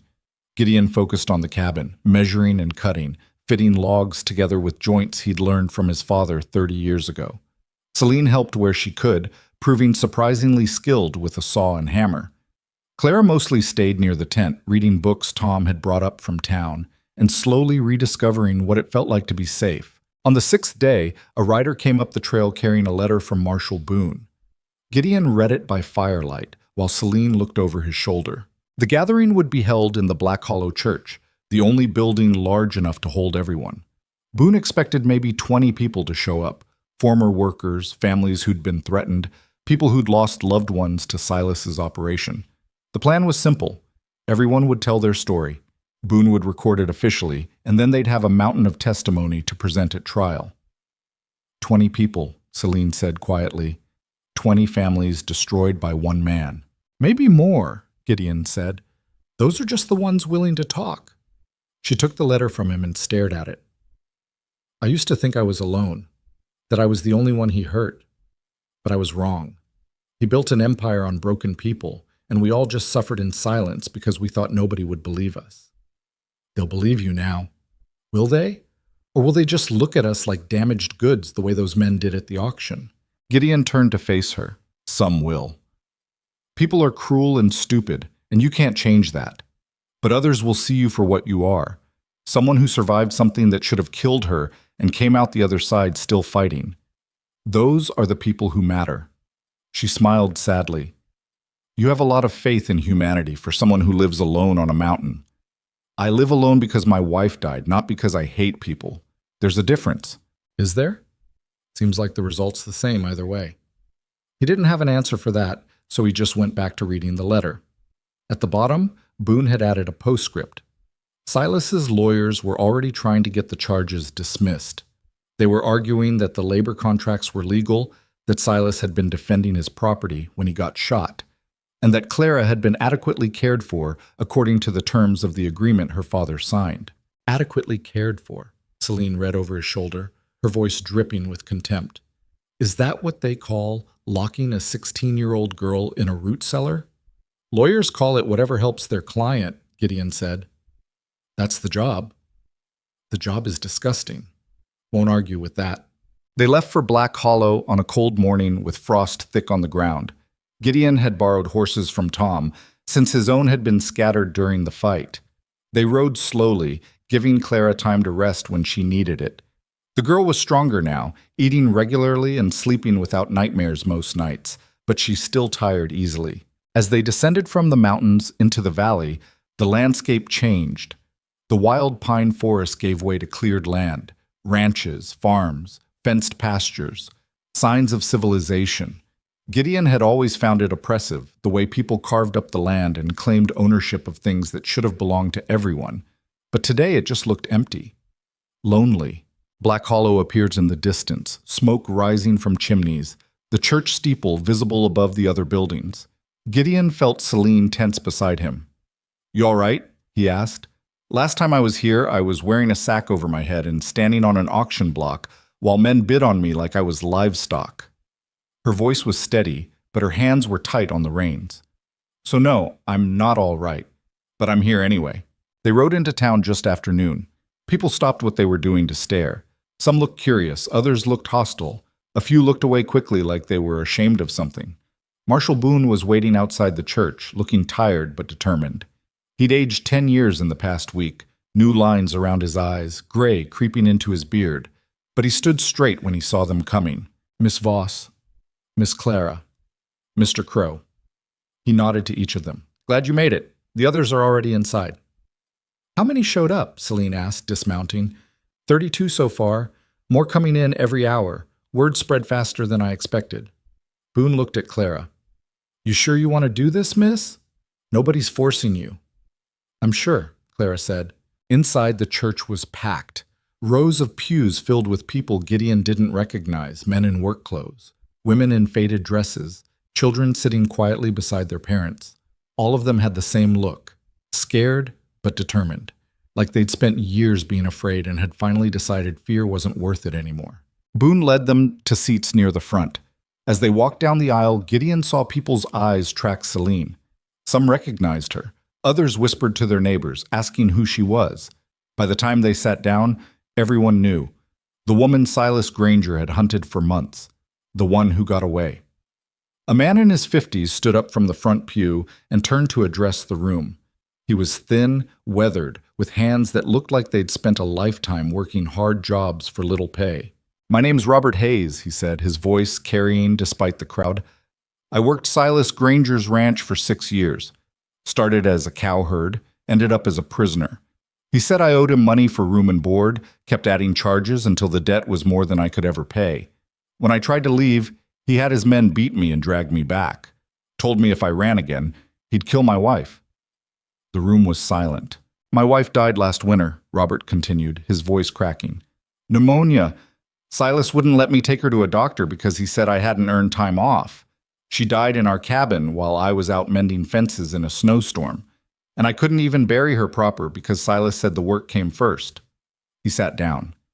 Nobody spoke for a long moment. Then a woman in the third row stood up. "I'm Catherine Mills. Silas bought my husband's farm when we couldn't pay the mortgage. Said we could stay and work the land, pay off the debt through labor. That was 8 years ago. We're still there, still working, still in debt. He takes everything we grow and says it barely covers the interest." One by one, people stood and told their stories.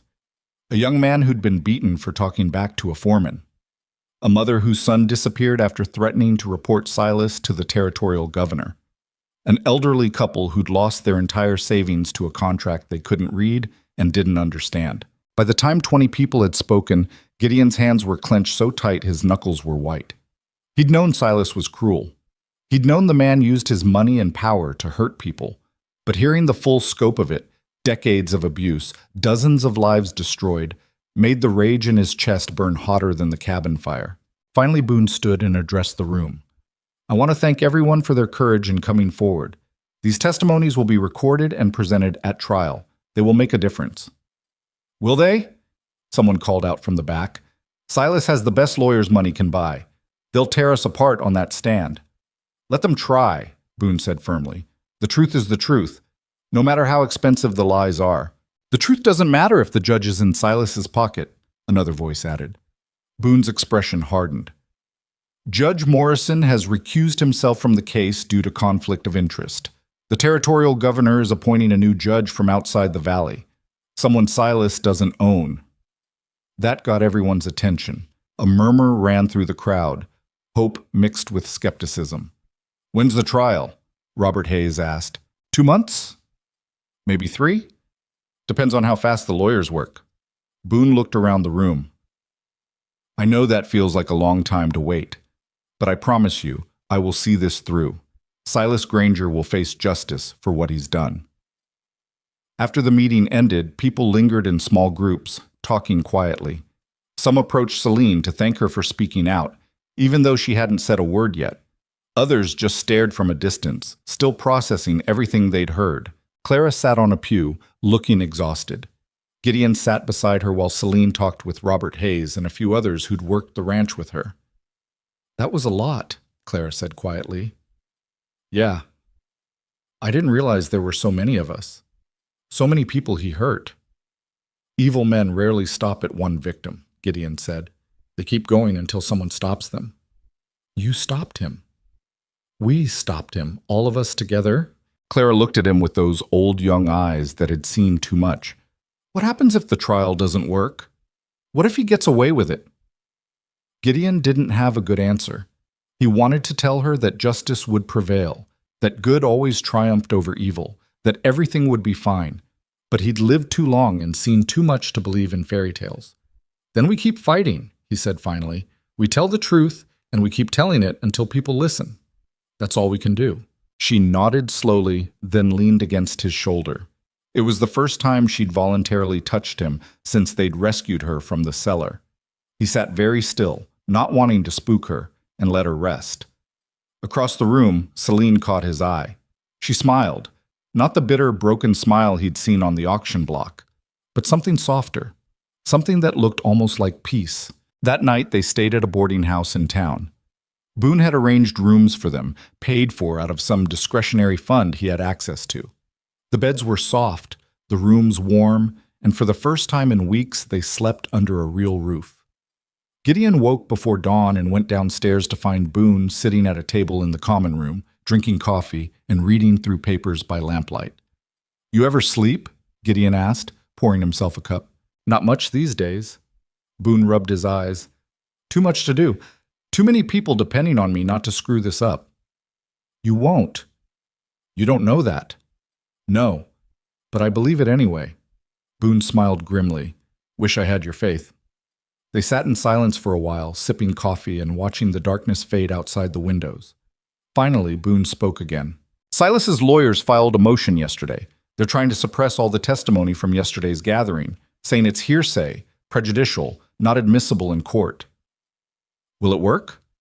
Maybe, probably not, but it'll slow things down, make everything harder. Boone set down his cup. They're also going after you directly. Me? They're claiming you shot Silas without provocation, that you're a dangerous vigilante who should be arrested for attempted murder. Gideon's blood went cold. That's insane. He was shooting at us first. He burned my cabin down. I know, and I've got witness testimony to prove it, but they're pushing hard, trying to flip the narrative, make Silas the victim and you the aggressor. Can they do that? They can try. Whether they succeed depends on the judge and jury. Boone leaned back in his chair. I'm telling you this because you need to be ready. When this trial starts, you're going to be on that stand right alongside Celine and Clara, and Silas's lawyers are going to come at you hard. Let them come. That's easy to say now. Harder when you're sitting in front of 12 strangers and someone's calling you a murderer. Gideon thought about that. He'd never cared much what people thought of him. After Margaret died, he'd withdrawn from the world specifically because he didn't want to deal with opinions and judgments. But this was different. This was about more than his reputation. This was about making sure Silas paid for what he'd done. I can handle it, he said finally. I hope so. Because if you can't, if any of you crack under questioning, Silas walks. And all those people yesterday, all their courage, all their testimony, means nothing. Celine appeared in the doorway, dressed but looking like she hadn't slept much either. We're not going to crack. Boone looked at her. You sound certain. I am. We've been through worse than anything his lawyers can throw at us. She poured herself coffee and sat down. Besides, the truth is on our side. That has to count for something. In a perfect world, it would count for everything, Boone said. But we don't live in a perfect world. We live in one where money and power bend the rules until they break. Then we don't play by the rules, Celine said simply. What's that supposed to mean? It means we fight dirty if we have to. We make sure everyone knows what Silas did. We tell our stories so loud and so often that even if he buys the judge, he can't buy public opinion. Boone frowned. You're talking about going to newspapers, making this a spectacle. I'm talking about making sure Silas Granger's name becomes synonymous with cruelty and greed. I'm talking about destroying his reputation the way he tried to destroy mine. That's risky, could backfire, make you look vengeful instead of sympathetic. I don't care how I look. I care about results. Gideon watched the two of them argue back and forth, both passionate, both convinced they were right. Finally, he spoke up. Maybe we do both. We cooperate with the legal process, give testimony, follow the rules. But we also make sure people know the truth. We don't hide. We don't stay silent. We let the world see exactly what Silas Granger did and let them decide for themselves. Boone and Celine both looked at him. That's actually not a bad idea, Boone said slowly. There's a reporter from the territorial newspaper who's been sniffing around, been asking questions about Silas's operation. I've been avoiding him, but maybe I shouldn't be. Set up a meeting, Celine said. I'll talk to him, tell him everything. Not just you, all of us. Gideon looked at Boone. You too, Marshal. People need to hear from someone with authority that this isn't just a bunch of disgruntled workers making things up. Boone hesitated, then nodded. All right, I'll arrange it. But we do this carefully. No exaggerations, no dramatic embellishments, just the facts. The facts are dramatic enough, Celine said. 2 days later, they met with the reporter in Boone's office. His name was James Thornton, and he looked exactly like what Gideon expected. Young, eager, with ink stains on his fingers, and a notebook that never left his hand. Thank you for agreeing to speak with me, Thornton said, setting up his materials. I've been following the Granger case closely. It's the biggest story to come out of this territory in years. It's not a story, Celine said sharply. It's people's lives. Of course, I apologize. I meant no disrespect. Thornton looked genuinely chastened. I want to tell this accurately. That's why I'm here. They talked for 3 hours. Celine told her story first: the labor contract, the years of abuse, the escape, the auction block. Clara spoke next, her voice quiet but steady, as she described being locked in the cellar, the fear, the isolation.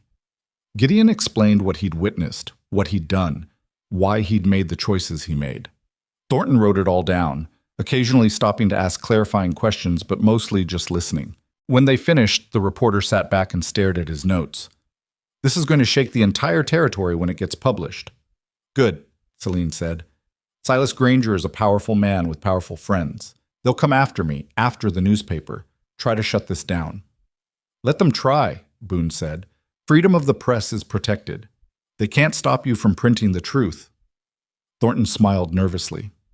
"In theory, no. In practice, powerful men find ways." "Then you better print it fast," Gideon said, "before they figure out how."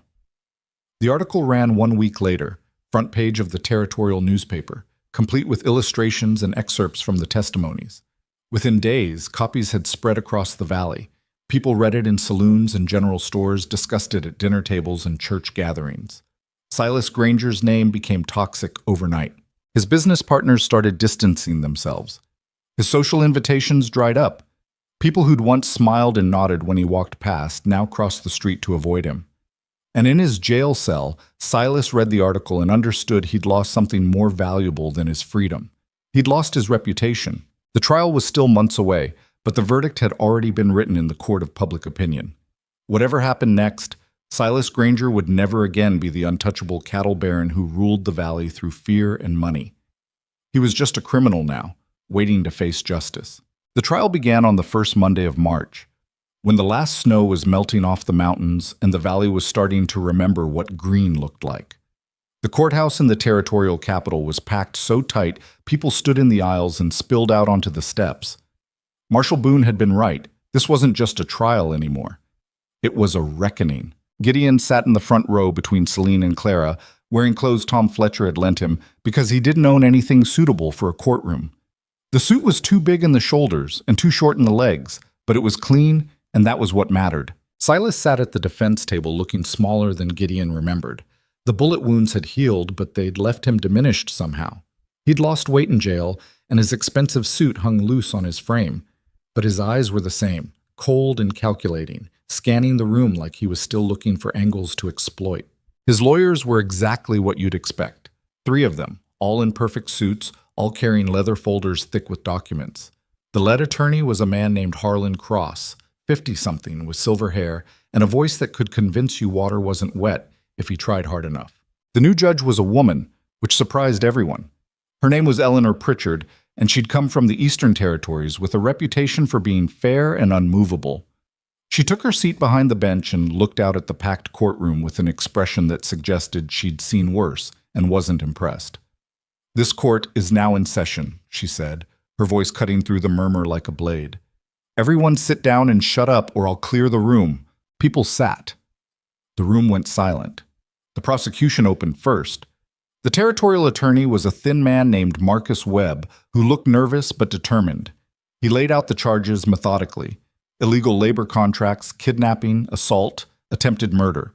He called witnesses who testified about Silas's ranch, about the contracts that trapped families in endless debt, about the violence used to keep people in line. Robert Hayes took the stand and told his story about his wife dying while Silas refused to let him get help. His voice broke twice, but he kept going. Catherine Mills testified about losing her farm and being forced into labor that never ended. One by one, the victims came forward. Some cried, some didn't. All of them spoke the truth in voices that shook with anger and grief and relief at finally being heard. When Clara's turn came, Gideon watched Celine's hands tighten on the armrest until her knuckles went white. The girl walked to the witness stand with her head high, and Gideon felt a surge of pride. She'd come so far from the hollow-eyed child they'd pulled from that cellar. "Miss Voss," Webb said gently, "can you tell the court about your time at Mr. Granger's ranch?" Clara spoke clearly, describing the cellar, the isolation, the fear. She talked about watching her father die and knowing it wasn't an accident, but being too scared to say anything. She talked about the threats Silas made, the way he used her to control Celine. Harlan Cross objected 3 times, trying to get her testimony thrown out on technicalities. Judge Pritchard overruled him every time with increasing irritation. When cross-examined Clara, he tried to paint her as confused, as a traumatized girl whose memories couldn't be trusted.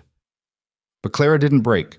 She answered every question calmly, clearly, until even Cross seemed to realize he was making his client look worse by attacking a 16-year-old victim. Celine testified next.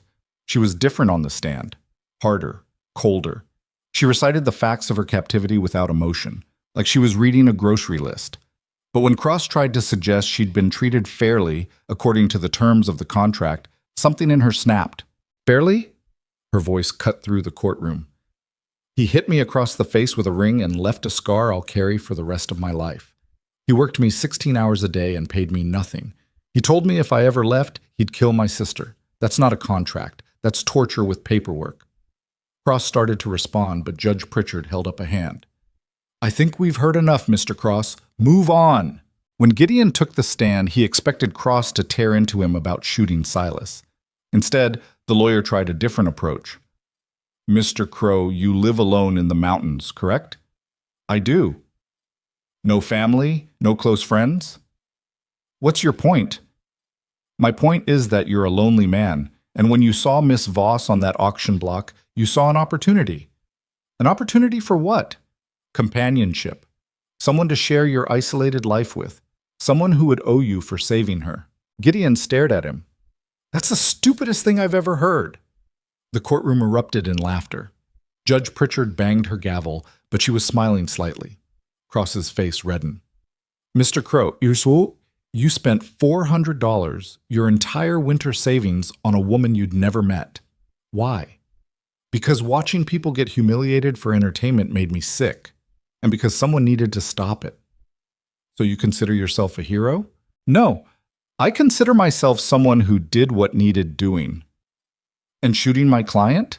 Was that also what needed doing? Your client was shooting at me first, at a federal marshal, at 2 unarmed women. So yeah, shooting back seemed appropriate. Cross tried to trip him up for another 20 minutes, but Gideon had spent too many years alone in the wilderness to get rattled by words. He answered every question the same way, honest, direct, refusing to play the lawyer's games. When he stepped down, Celine caught his eye and nodded. That small gesture meant more than any applause could have. The defense's case was exactly what Boone predicted. They argued the contracts were legal, that Silas had every right to enforce them, that he'd been the victim of a coordinated attack by disgruntled former employees. They brought in accountants who testified about proper business practices. They called character witnesses who swore Silas was a pillar of the community. But none of it could erase the testimonies. None of it could explain away Clara locked in a cellar, or Robert Hayes' wife dying while her husband was forced to work in a snowstorm.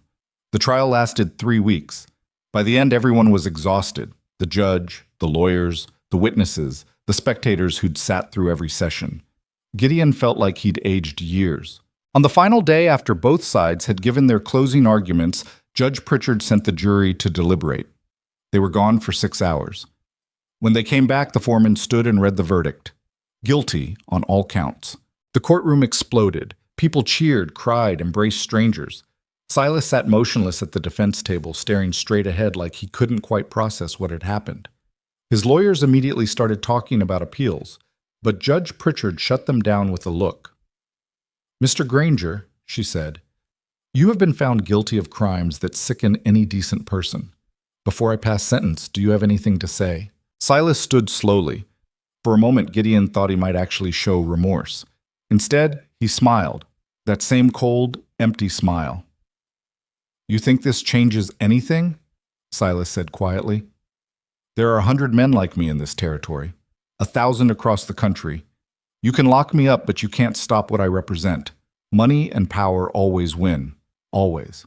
Judge Pritchard's expression didn't change. Perhaps. But today, money and power lost. And you're going to spend the next 25 years in a federal prison thinking about that. Sentence is pronounced.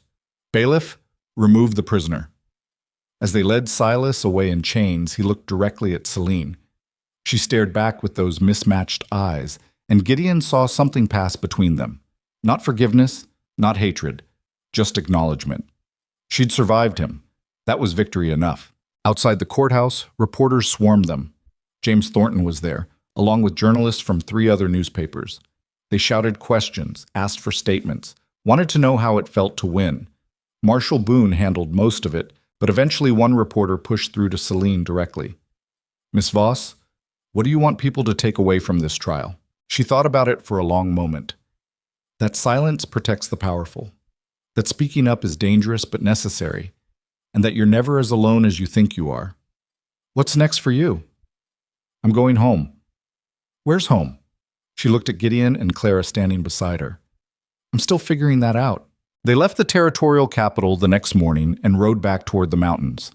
The journey took 3 days, and they didn't talk much. There wasn't much to say. The trial was over. Silas was in prison. The nightmare had ended. But endings were just new beginnings wearing different clothes. When they reached the plateau where Gideon's old cabin had stood, they found something unexpected. The new cabin was finished. Tom Fletcher and his crew had spent the past 3 weeks working while they were at the trial.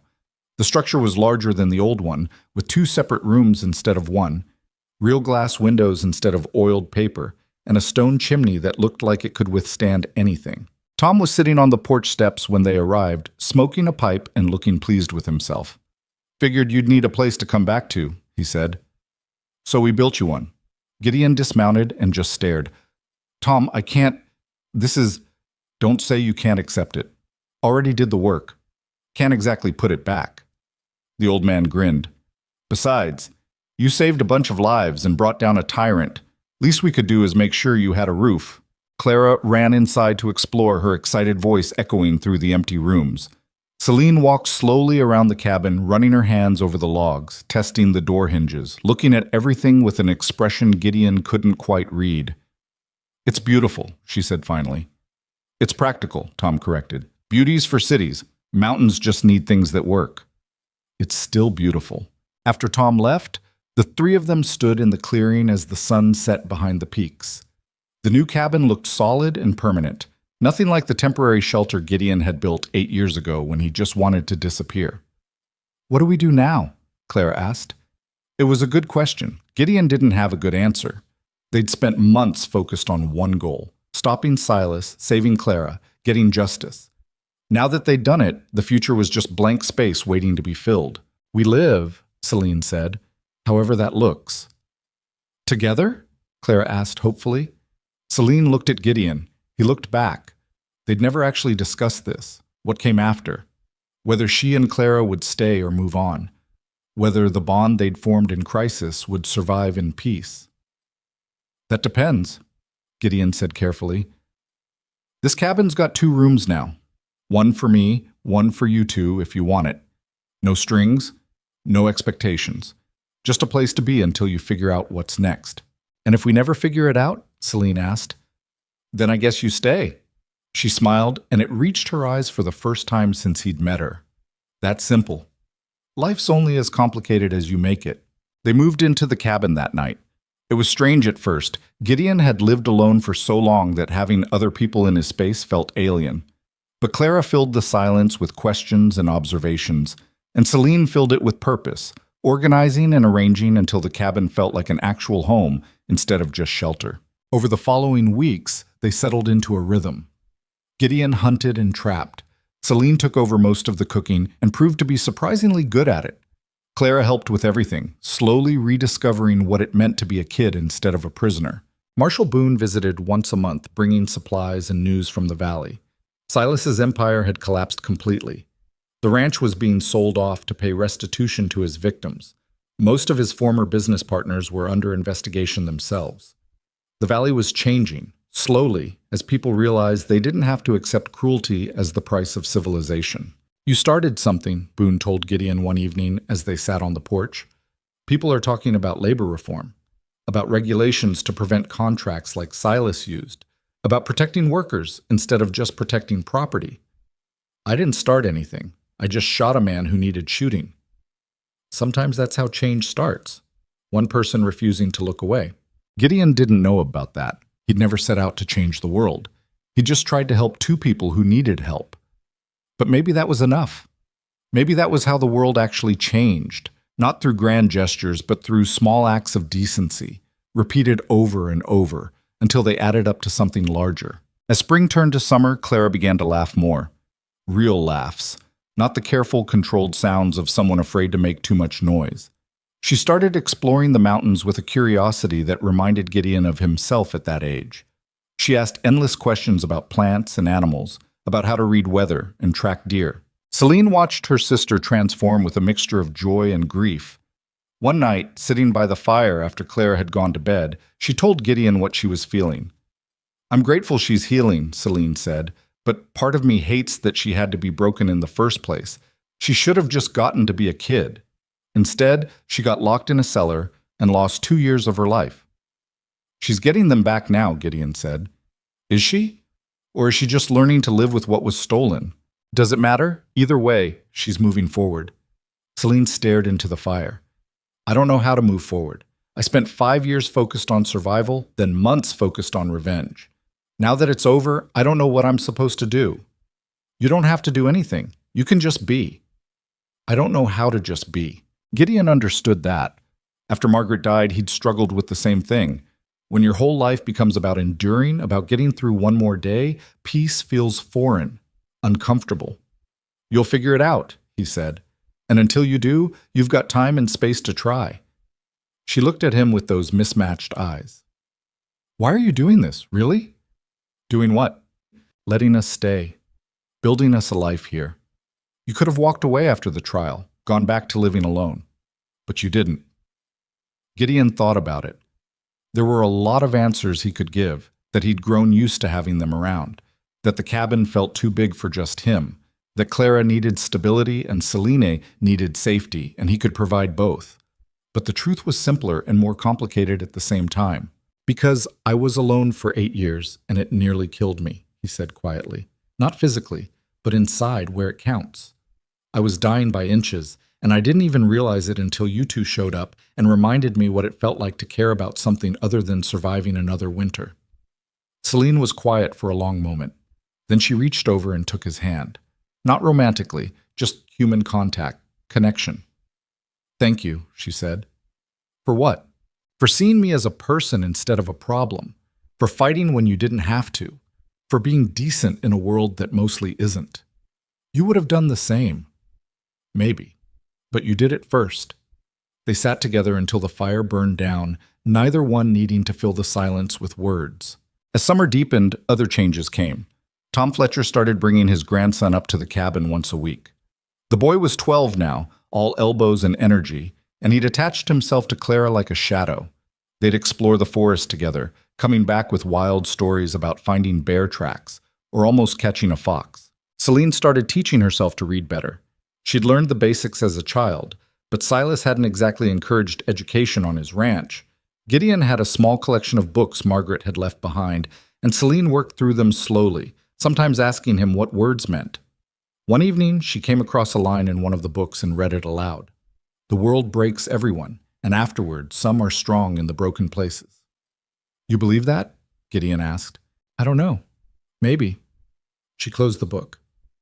"I think some people break and stay broken, but maybe some of us break and then build something different with the pieces." "Like what?" "Like this. A life that doesn't look like what we planned, but works anyway." The first snow came early that year, in late October, catching everyone off guard. Gideon spent a week making sure they had enough firewood and supplies to last through winter. Clara helped, working alongside him without complaint, stronger now than when she'd arrived. The night before the big storm hit, they all sat around the fireplace. Gideon was repairing a trap. Celine was sewing a tear in one of Clara's shirts. Clara was reading aloud from a book about explorers, her voice filling the cabin with stories of people who'd ventured into unknown territories and found wonders. Gideon looked around at this unlikely family they'd built, a scarred woman and her broken sister, and a widower who'd thought his life was over. None of them were perfect. None of them were completely healed. But they were here, together, making something out of the wreckage. "I think we should do something," Clara said suddenly, looking up from her book. "Do what?" Celine asked. "I don't know. Something to mark this. The fact that we made it. That we survived and we're still here." Gideon thought about it. "We could build something, a marker or monument, something permanent." "What kind of monument?" something that reminds us where we've been and where we're going. They spent the next day working on it together. A stone cairn built from rocks they gathered around the property. They stacked them carefully, each person adding stones and memories. Clara placed one for her father, speaking his name aloud for the first time in months. Celine added one for every year she'd lost to Silas's ranch. Gideon put in a stone for Margaret, whispering a goodbye he'd never properly said. When they finished, the cairn stood 5 feet tall, solid and immovable, a testament to survival, to resilience, to the fact that broken people could still build beautiful things. That winter was hard, but they made it through together. When spring came again, it brought changes. Marshal Boone visited with news that he was retiring, moving to a small town on the coast where he could fish and forget about criminals for a while. "You earned that rest," Gideon told him. "So did you. All of you." Boone looked at Celine and Clara. "What you did, testifying, fighting back, it mattered. People across the territory are talking about workers' rights now, about fair contracts, about not letting powerful men treat people like property. That's your legacy." "I don't want a legacy," Celine said. "I just want peace." "Then you've earned that too." After Boone left, life continued its quiet rhythm. The mountains didn't care about trials or justice or legacy. They just kept standing, season after season, indifferent to human drama. Gideon found comfort in that, in the permanence of stone and pine, in the cycle of snow and thaw, in the knowledge that long after he was gone, these peaks would still be here, sheltering whoever needed shelter. One morning in late spring, almost a year after the trial, Gideon woke to find Celine already up, standing outside the cabin and looking at the sunrise. He joined her, and they watched the light spread across the valley in silence. "I've been thinking," she said finally, "about what comes next. And I don't want to leave this place, this life. It's the first time I've felt safe in years. Maybe ever. Then stay. Is it that simple?" "It can be." She turned to look at him. "What about you? What do you want?" Gideon had spent 8 years not wanting anything except to be left alone. But standing here with Celine, with Clara still sleeping inside the cabin they'd built together, he realized his answer had changed. "I want this to keep going," he said. "Whatever this is, however it looks. I want to wake up tomorrow and know I'm not alone anymore." "You're not," Celine said. "You haven't been for a long time." They stood together as the sun climbed higher, warming the air, melting the last patches of snow. Behind them, the cabin door opened and Clara emerged, yawning and complaining about being hungry. "Make breakfast yourself," Celine called back. "You're 16. Time to learn." Clara grumbled but went back inside. They heard her banging pots around, muttering about ungrateful sisters. Gideon smiled. "Think she'll burn the cabin down?" "Probably, but we'll rebuild it. We're good at that now." And she was right. They were good at rebuilding, at taking broken pieces and making something new, at surviving impossible things and coming out the other side changed but intact. The world hadn't become kinder. Powerful men still existed, still exploited and destroyed. But 3 people on a mountain had learned that you didn't have to accept cruelty as inevitable, that sometimes fighting back worked, that even when you lost everything, you could still build something worth keeping. Years later, when people asked Gideon about that time, about the trial, about Silas Granger, about how he'd gone from a lonely widower to a man with family again, he never knew quite what to say. The truth was too complicated for easy stories. It wasn't about heroes and villains. It was about people making choices, some good and some bad, and living with the consequences. It was about loneliness and connection, about grief and healing, about the way life breaks you open and then challenges you to decide what to do with the pieces. In the end, he usually just said this: "I met someone who needed help, so I helped. Then she helped me back. And somehow, we all ended up better for it." That was the lesson, if there was one. That decency wasn't complicated, that helping someone didn't require grand gestures or perfect circumstances, that sometimes the bravest thing you could do was refuse to look away when the world told you someone else's suffering wasn't your problem. The cabin still stands on that mountain plateau, larger now, with additions built over the years as the family grew. The cairn of stones remains too, weathered but solid, a reminder of what was survived and what was built from the ashes. And on cold winter nights, when the wind howls through the pines, and the fire crackles in the hearth, you can still hear the stories being told about an auction block in a forgotten town, about a man who spent everything he had to save a stranger, about two sisters who refused to stay broken, about justice found in the most unlikely places. The stories change slightly with each telling, the way all stories do. But the core remains true, that somewhere in these mountains, three broken people found each other and built a life that proved survival wasn't the same as living, and that sometimes the family you choose matters more than the family you're born into. The mountains don't care about any of it. They just keep standing, season after season, sheltering the people who need shelter and teaching the lesson they've always taught, that strength isn't about being unbreakable. It's about breaking and then having the courage to keep going anyway.